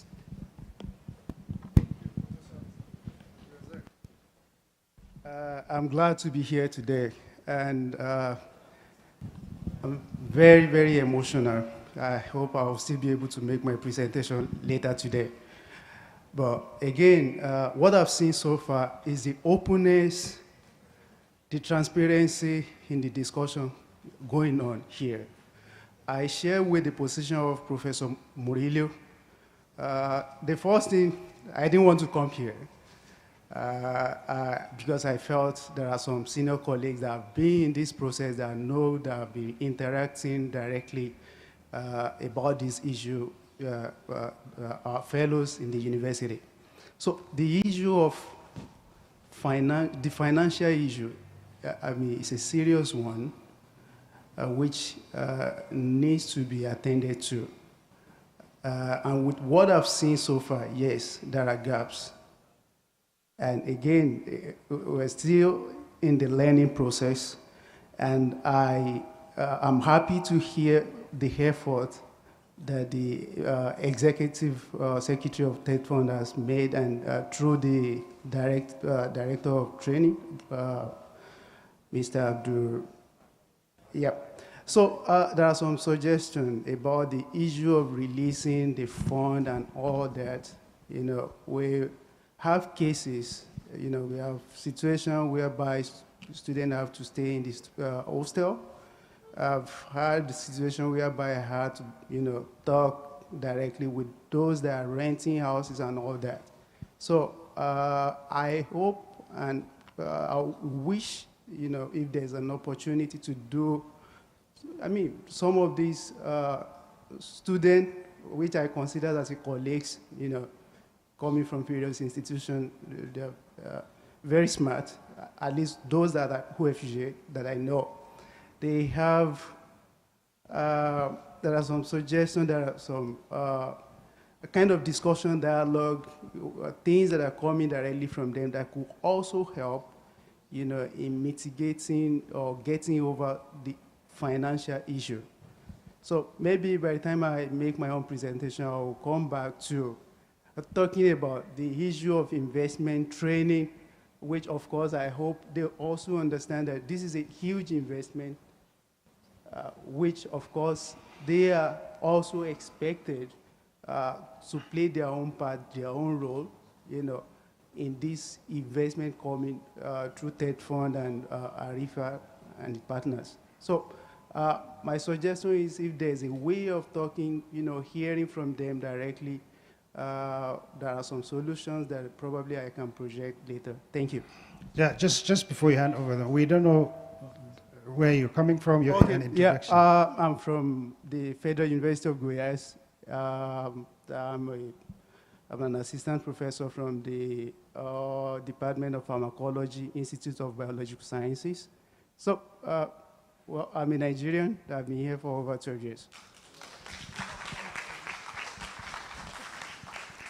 Yes, okay. Thank you very much. I'm Professor Oje Abulagba. I am the faculty focal lead for the center in the University of Benin. I am particularly very delighted to be here to see our people and particularly to interact with the people at the high table now. More interestingly, we have had nominees from the University of Benin, and I know that the executive director of FARA is very keen to make sure that the University of Benin come on board. But immediately after the meeting in Abuja, I got back home and the Vice Chancellor did letters to some universities and centers and colleges, polytechnics in the South-South zone. And they have made nominations we submitted to us. We are going to screen that as soon as we get back now and make sure that we do another round of submissions to TED Fund. But we want to plead that the ones that we have submitted before should be speedily treated so that our people can come on board. Listening to Professor Murillo, I also want to say that, well, by God's grace, this hall will be full by next time when this meeting is coming on board, because we're going to have more persons. And looking at the area of courses and the areas that have been penciled down, I know we have quite a number of persons that will benefit here. So I'm really very happy, and I'm excited that my Vice Chancellor is seated here, and she has listened and she has heard all these things. Thank you very much. Thank you, Professor Murillo. Now to, yes. My name is Sonny Echono, ES TED Fund. I think my staff did touch one of the issues I wanted to talk about. First, that as beneficiary institutions, we know, and even as scholars, some of us also had similar experiences with you studying abroad. And the first thing you want to sort out is your sponsorship. So I don't understand how, if you don't have the resources, you can apply directly to an institution without even the knowledge of the sponsoring agency. But we'll take it as part of the learning curve, and we'll try and, as myself confirmed, we took a very lenient view of your position, and we decided to regularize, if you like. But going forward, first, we need to sensitize all the beneficiary institutions, particularly those with faculties of agriculture. And as I did say, we are going to be expanding this program beyond the 6 centers of excellence. You will recall, those who are Nigerians, that we have well-established universities with programs in agriculture, universities like ABU in Zaria, University of Ibadan, Ife, and so on. Then we also have some specialized universities of agriculture that are not currently here. The College Joseph Taruam Takana in Makodi, the Umudike is here, right? Then Akure, no, Abeokuta, sorry, Akure is technology. I think Abeokuta is here. So first, we'll be expanding participation. 2, we need to create the awareness. We need to have the schedule of when your programs run. When do you start, when the semesters, your university calendar. So for how long, how many phases can we come in a year? I recall that it's usually the summer and the autumn resumptions in most countries. If you have such programs running concurrently, so we know at what time we process. Are we going to process admissions once a year, or we're going to do it twice a year, for example? But I believe with the conversations we'll be having later today and tomorrow on the need to also extend the programs, not only to other institutions, but also other courses. other disciplines, and leveraging on the cost factors that we consider favorable here, because no fees, no tuition. That makes here very competitive to other quality institutions. So I'm very optimistic, and I want to assure you and the people out here that we will fill this room as soon as we can. That's it. Thank you so much. But there's something I also need to tell the scholars.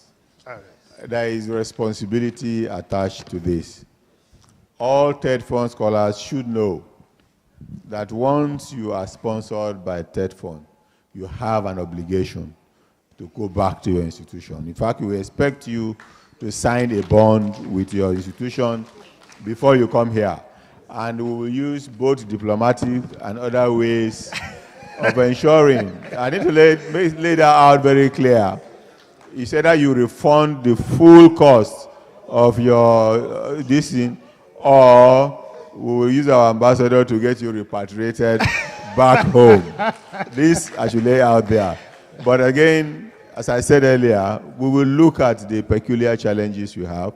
I can assure you that anybody that has any, if you are properly documented and all that, and you've not been paid, we will try and fast track that immediately we go home, because I expect that by now everybody who is here should have been paid. Thank you very much. Thank you. Thank you very much. Yes. You know, that's a very interesting point. You know, the point about going back. And I think, you know, the thing about Brazil is that really you reap the benefit of the knowledge, the interaction, the social capital you develop here back home better than here. And it's actually partly why, for example, we are having an ARIFA. Earlier, Professor Bola mentioned, you know, the network that you can build, you know, through engagement with your colleagues and so on. When I was doing my master's in Fortaleza, Universidade Federal de Fortaleza, I was the only person from the only African, right? Then I came to University of Brasilia, also the only African. And today, many of my colleagues are actually professors and leaders in their own right. And they are people I have sent students to, you know, either for short training or for masters and PhD. And then you will have all of those potentials and visibility. People will pay you. For example, again, right here, I was doing the PhD. We got a grant of $50,000 with myself as the principal investigator from ABU Zaria and my supervisor as a investigator. And we implemented a project that was funded by FARA at the time. And you know, so it's only in Brazil that you get this kind of opportunities, in my view, because like the ED said, if you go to Europe or you disappear there, you just be another statistics. People will not really see the impact of your work. And knowledge is only useful if it benefits your people, your community, right? Okay, so this is just me digressing a little. I will come back to the high table. There were comments and questions. I will not go specific. I will just ask you if any of you would like to come back to provide a feedback before I give Professor Murillo also. Any follow-up remark?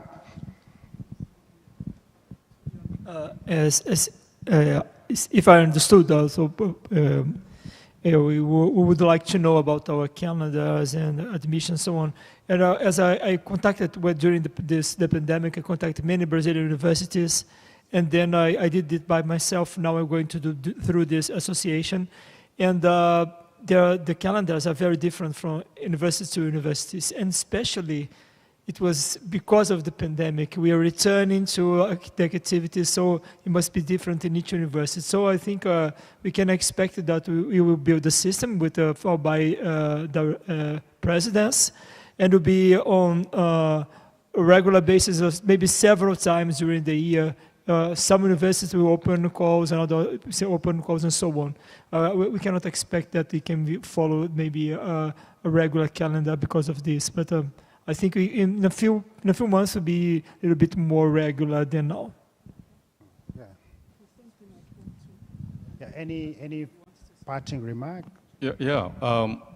someone talked about funding, the issue of sponsorship. I want to believe that in TED Fund, we have a seamless process. And I want to believe that we are very honest in terms of implementing our mandates. I can remember there is one of the universities that have an MOU with us. Quite a number of scholars nominated, and I can remember we processed almost 5 billion naira. 5 billion naira. In my department, I know we processed over 5 billion naira. A single person from that list, I don't know him, or I don't know her. And we went ahead, vetted, processed that document, gave it to the executive secretary, and he signed. So I can stand boldly and say that we have a seamless process. So, but the challenges we are having is that in most cases, by the time the funds are disbursed to the institutions, we have our conditions for the award, and they're boldly written there. One of them is the issue of domiciliary account. But unfortunately, you will find out that by the time we send the money to the institutions, instead of putting that money into the domiciliary account, they will rather leave it in naira. So you can imagine a situation whereby there's a fluctuation in the exchange rate. Definitely is going to affect the value. Yeah. So that's a big challenge. Had it been, institutions will open their DOM account, and by the time we used to pay at the black market rate in most cases. So by the time we disburse and you put that money into the DOM account, then definitely nothing is going to happen to it. But the case is the other way. So that's one of the challenges. And there are issues of surcharging the scholars and the rest. So definitely, with those kind of practices, definitely scholars have to complain. So, but we are going to do something about it. All right. So I think, you know, perhaps my ED is here. I can say that maybe as far as ARIFA is concerned, we'll try within the purview of the steering committee of the ARIFA and what you can see, how you can make some of our activities streamlined. We will try as much as possible to avoid all the incidents that we've had in the past, to make everything an automatic process so that we avoid this case moving forward. Thank you. Yeah. Yeah. Professor Bola, any parting comment? Just to see that going forward, like my colleague Baba Imam suggested now, how we can have PhDs, postdocs incorporated in the MOUs going forward. Because in my university, we are looking at actually having more of postdocs, especially those who had all their training within the Nigerian system, to be able to go on a year postdoc network and have new ideas and come back. And that would be a good plus for us if it can be incorporated in this MOU. Thank you. Thank you. So just to add to that, actually, this issue you just mentioned, it's already there. I invite you to read through the ARIFA prospectus. You will see that all of these short courses, postdoc, we have them in mind, and they are there. So it's only a matter of... Okay, Upa. All right. So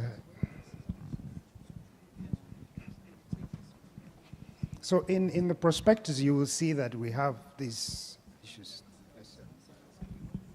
Sorry, I omitted the issue that was raised about students being either rusticated or discontinuing the program for non-performance. Again, we have a policy.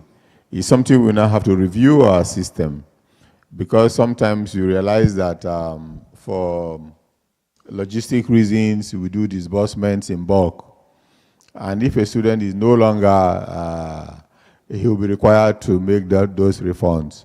So we'll expect that for those who could not continue the program, we need to have the list as quickly as we can, so we can also get the reimbursements or refunds from them, especially for the subsequent ones we've already paid. Because sometimes we do these bulk payments for more than a semester. All right. Sorry, just an observation going forward about the this lapses in payments and then monitoring the performances of the fellows in the various universities. I know for the Brazilian embassy we have a DEX, the officer in charge of education and cultural issues. And usually they follow up on each of these with specific universities where such challenges occur. It works in many places, and then for instance, we have even dealt with cases where from other countries. In Malaysia, for instance, I'm aware of so many cases. I pass it to the embassy's office, and they go specifically to the universities and resolve these issues and get back to the funders of these facilities, or even pick up issues to resolve issues with the relevant universities, so that some of these hitches are overcome in the process. So it is possible to make a smooth movement or smooth conduct of these facilitations. If there are any issues that you think the university, the embassy can come into, the desk officers can have an input in communicating some of the challenges from the funding agencies, as well as from the universities that are creating the conductions, and even the beneficiaries or the fellows that have been trained, because all of them eventually, in one way or the other, get linked up with the embassy.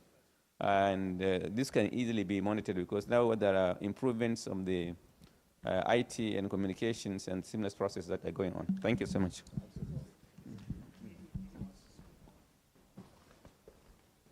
Okay. Well, thank you very much.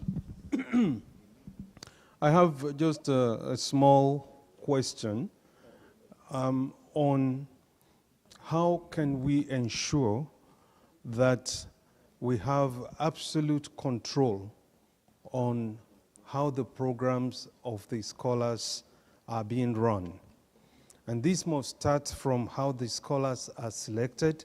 There are scholars who don't have a relationship with the faculty focal leads. And that's a huge gap.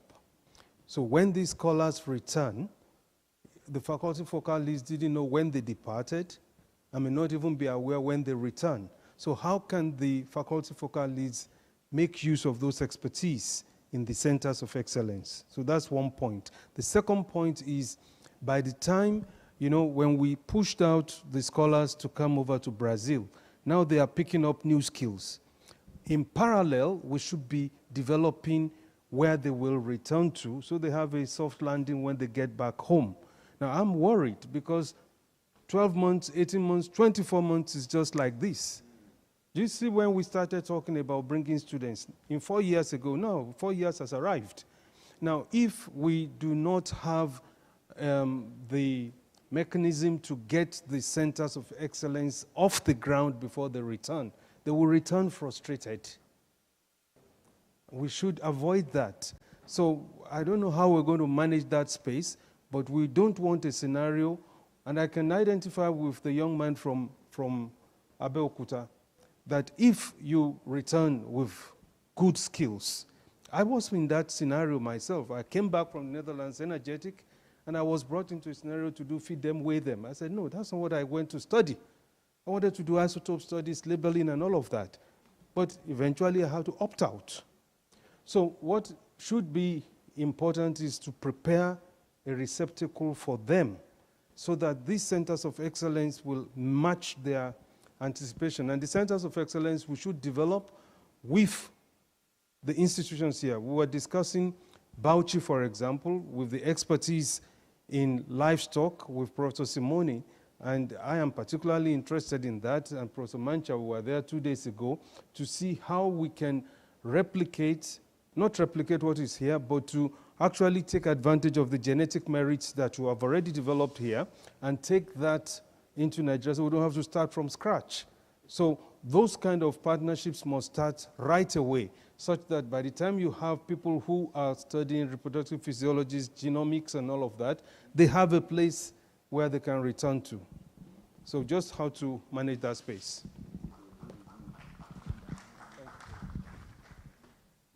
Thank you, Edie. So, Simone and then Murillo. So it was really a joy seeing you all here. And as I said previously, I really think that if we didn't have the pandemics, we could have this auditorium mostly full of scholars today. And I hope that we can see each other again in the next, I don't know, 10 years, with much more achievements, much more scholars, and even professors. You know, we can change stuff from Brazil to Africa, from Africa to Brazil, so we can put together the knowledge, share knowledge between both continents. That's what I hope to see in the next few years. Hopefully in 10 or 20 years, we still here learning from each other. Okay, thank you very much, Abdul, and thank you for the opportunity. Simone, and Okay. finally Murillo. All right, so I understand from all the discussions that, of course, there's a lot of concern about what's going to happen once the scholars return to Nigeria. And of course, that's, if I was on the other side, I would have the exact same concern. Of course, being here, right, my immediate concern is to make sure that the scholars get the best education that they can get. And we're going to work on that. You can be absolutely sure about that. We're willing to collaborate further. I think we're going to have opportunity tomorrow morning, these discussion groups. And we should definitely talk about expanding this to the PhD program. I think it's a natural expansion. I don't know if it's too early to talk about that already, but I think at some point it's something that we should consider, definitely. And it's an easy transition, okay? But my final message here is this. As successful as our transition from a country that had very poor agricultural yields, because I know I'm an agronomist. I graduated here at UFV in 1988. I was an agronomy student here from 84 to 88. So I started here, Jesus, 38 years ago. No, I'm proud of that, you know. But the point is this: when I was a student here, every course that I took, the professor would start with statistics, right? Numbers. And we were always the worst. Always. Oh, our soybean production is bad. Our bean production is bad. Our rice production, animals, same thing. Our yields were terrible. There were all these problems that we had. So we were not a successful country in terms of food production. But over these 38 years, right? Brazil became one of the world's largest food exporters. We sell surplus. I actually won once a bottle of a very nice Australian wine because I made a bet with an Australian researcher that we were going to surpass them in terms of beef exports in 5 years, and it happened in 3. So I got a very nice Australian wine. So, but why? How did this happen? You see, this is the real point here. It happened over a period of almost 40 years with sustained investments. And in Brazil, it's almost hard to believe that it happened, because this happened over a period in which we had changes of government, changes of administrations with different ideologies. Politics, miraculously, never got in the way. The investment was constant, was continuous. So, and that's the reason why it happened. It was extremely successful. So for this type of transformation to occur, first of all, you need long-term continuous investment, you need stability.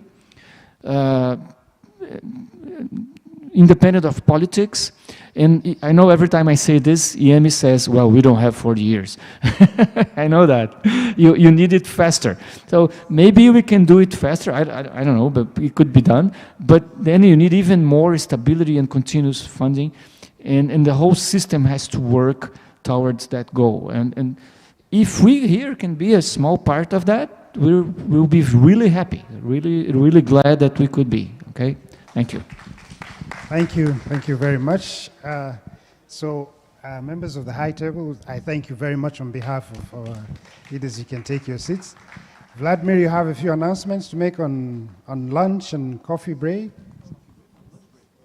Lunch, yeah, so this is the lunch time. We are reconvening what time? So we invite you to join us at the bus. The bus will take many people to the restaurant, and I think it will be like less than 5 minutes in return and back bring the others. Okay, it's a very short trip for less than five minutes. You can go and come back because it's not possible to take everyone. So just the first group can go there for the rest, and we will return from the same place from the restaurant in maybe a quarter to oh no, sorry. It's no, 1:30 a quarter past 2. A quarter past 2 we're going to return. Is that or not? This is 1:30. Yeah, so we expect to start again in the 2:30. So a quarter past 2 we return from the restaurant. Okay, start returning.